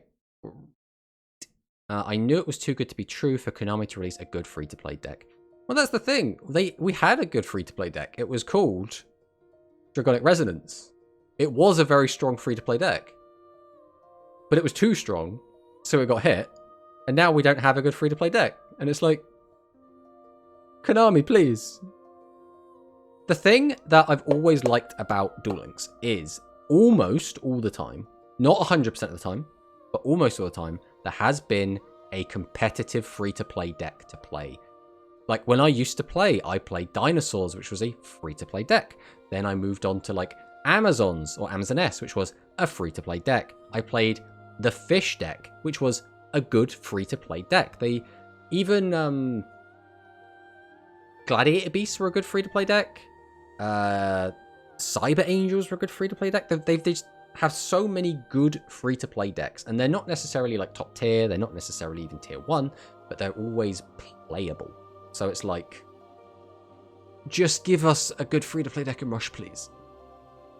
Was hoping for that defense monster. Did not had 1700 or more defense. Yeah, I mean, there's not much you can really do about that, is there? Unfortunately, and although I actually think we both got kind of unlucky in that game, I think I got a little bit luckier.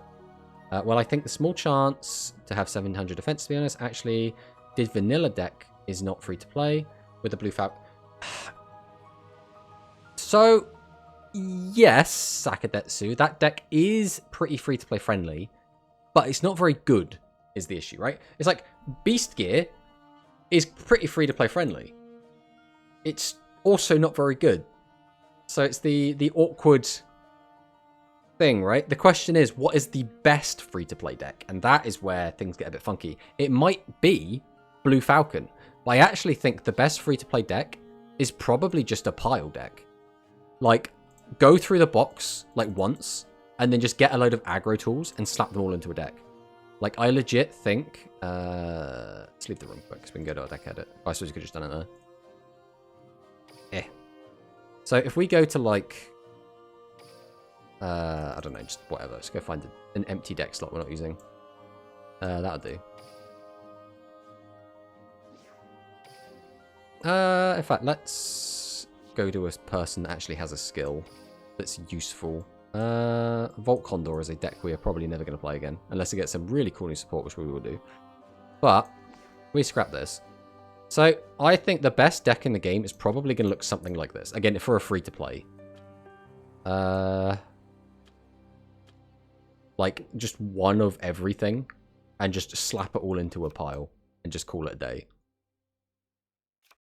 And then just whatever, like, other free-to-play tools we've got. Probably the Beast Engine. That's relatively free-to-play friendly. Maybe just go all in on them. You could even also throw in the Aqua Engine. Or at least a small version of the Aqua Engine. Where is this? You. There it is. Like you.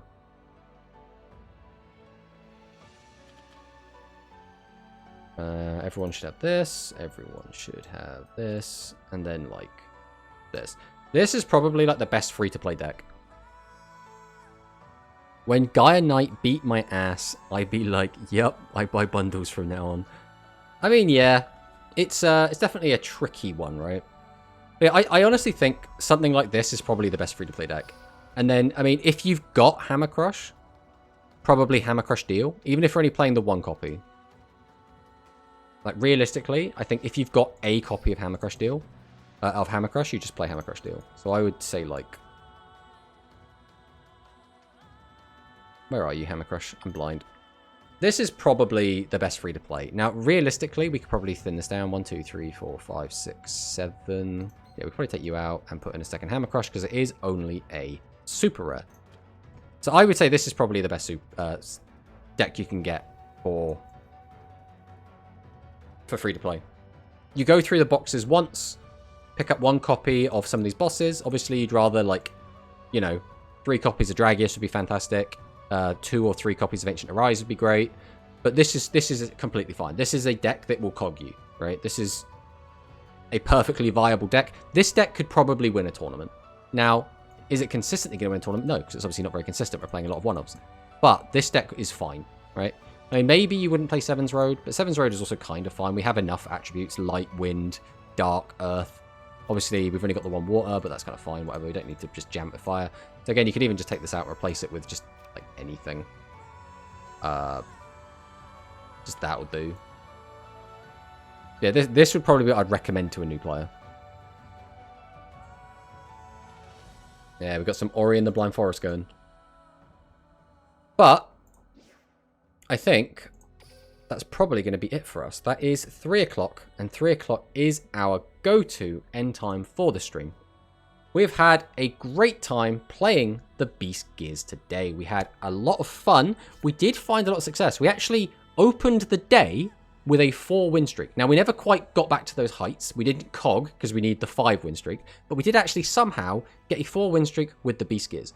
Beast Gears, very cool, kind of fun, but lacking power, lacking the ability to outstrong monsters, lacking a lot of their kind of generic combo pieces.